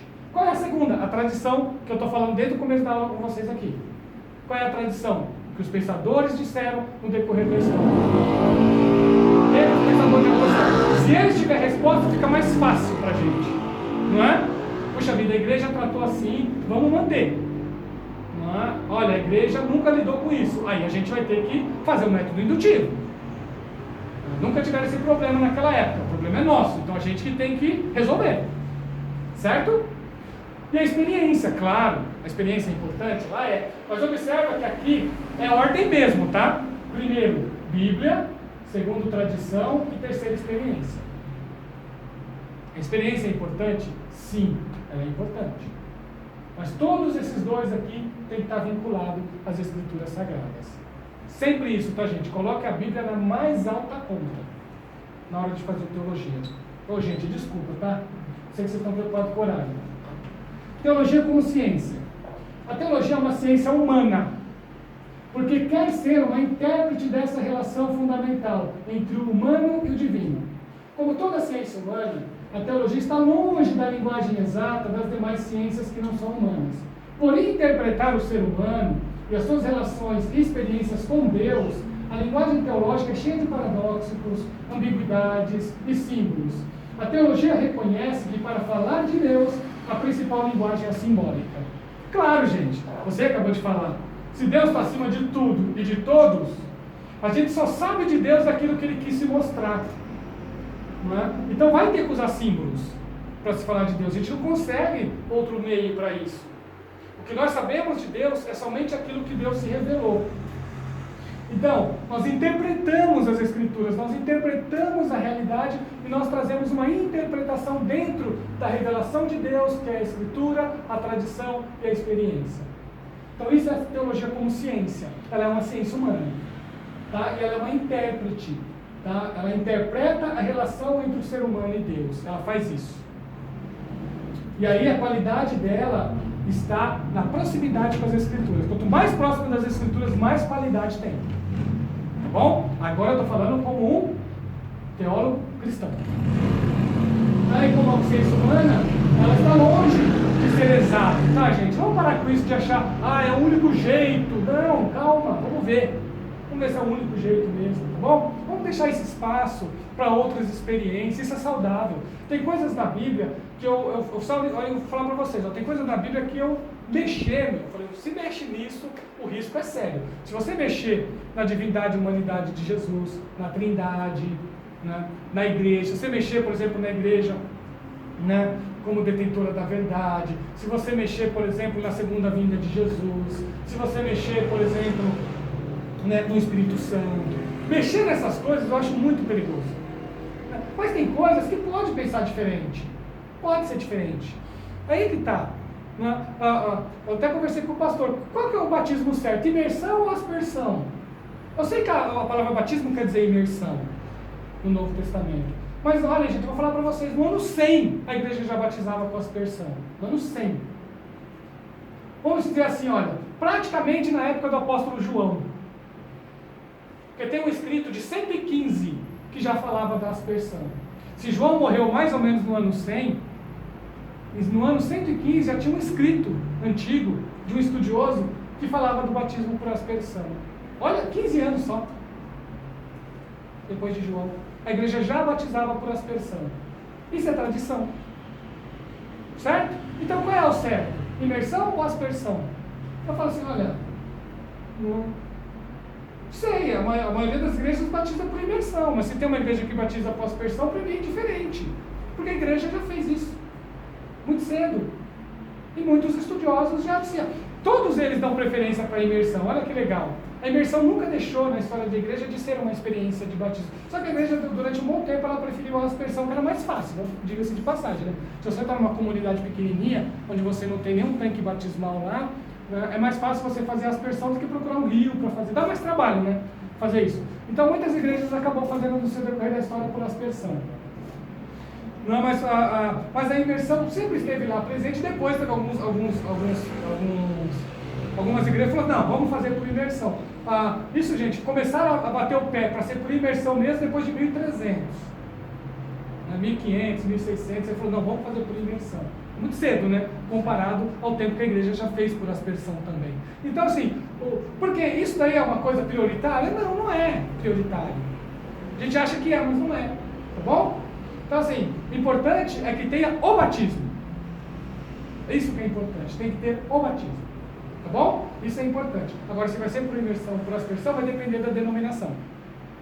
Certo? Se aquela de denominação batiza por aspersão, batiza por aspersão. Se aquela batiza por imersão, batiza por imersão.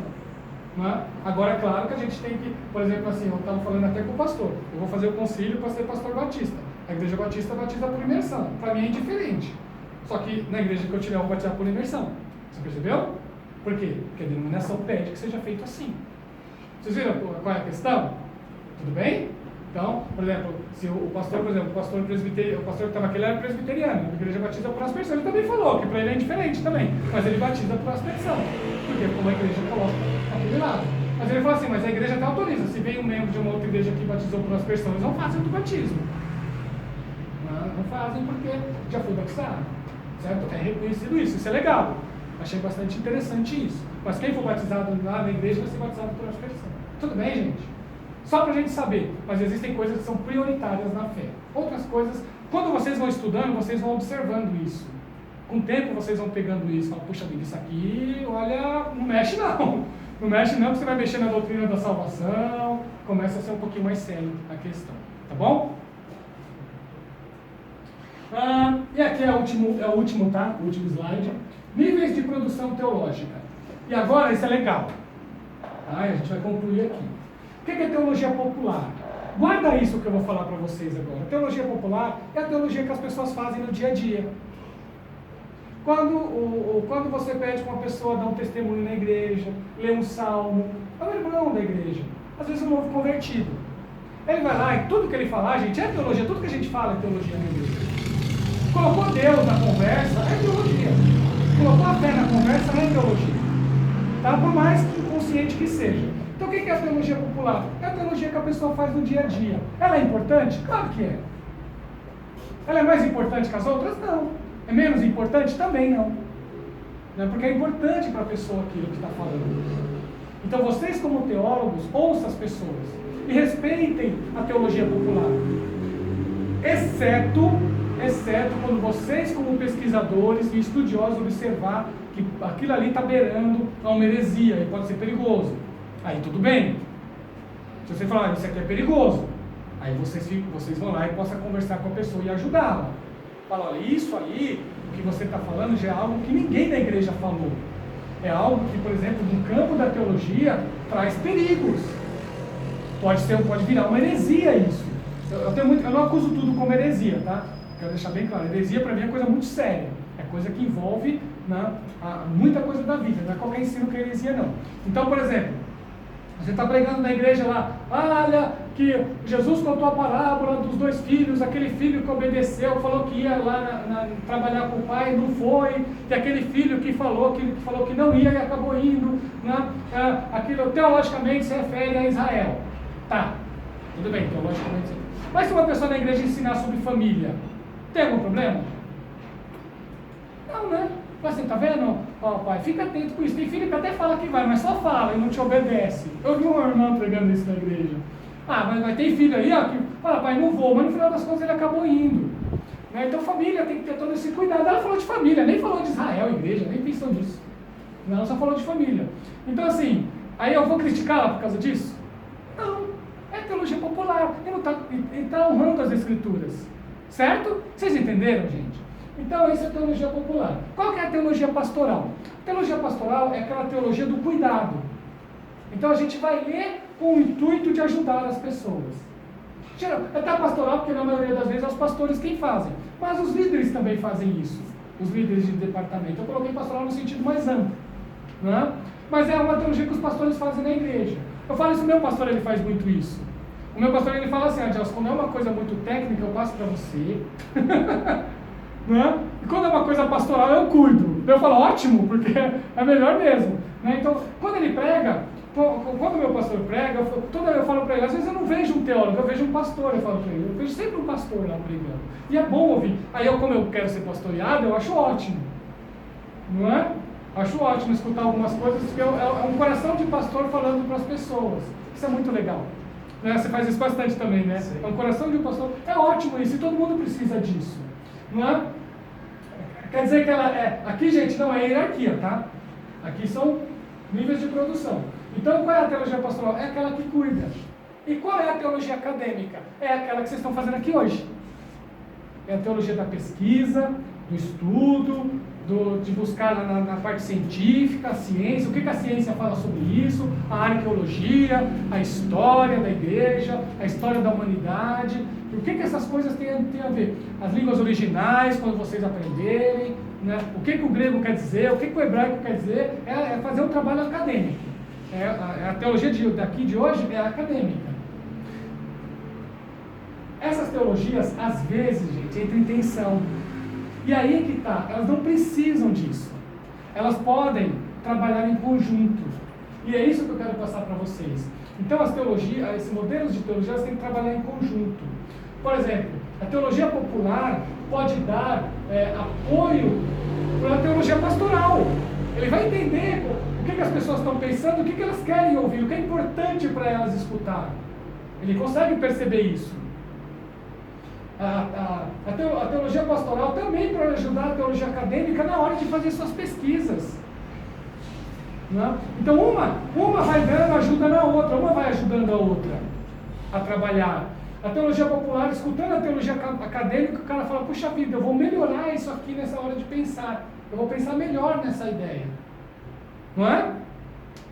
Então, por quê? Porque teologia pastoral é acadêmica que dá mais problema, né?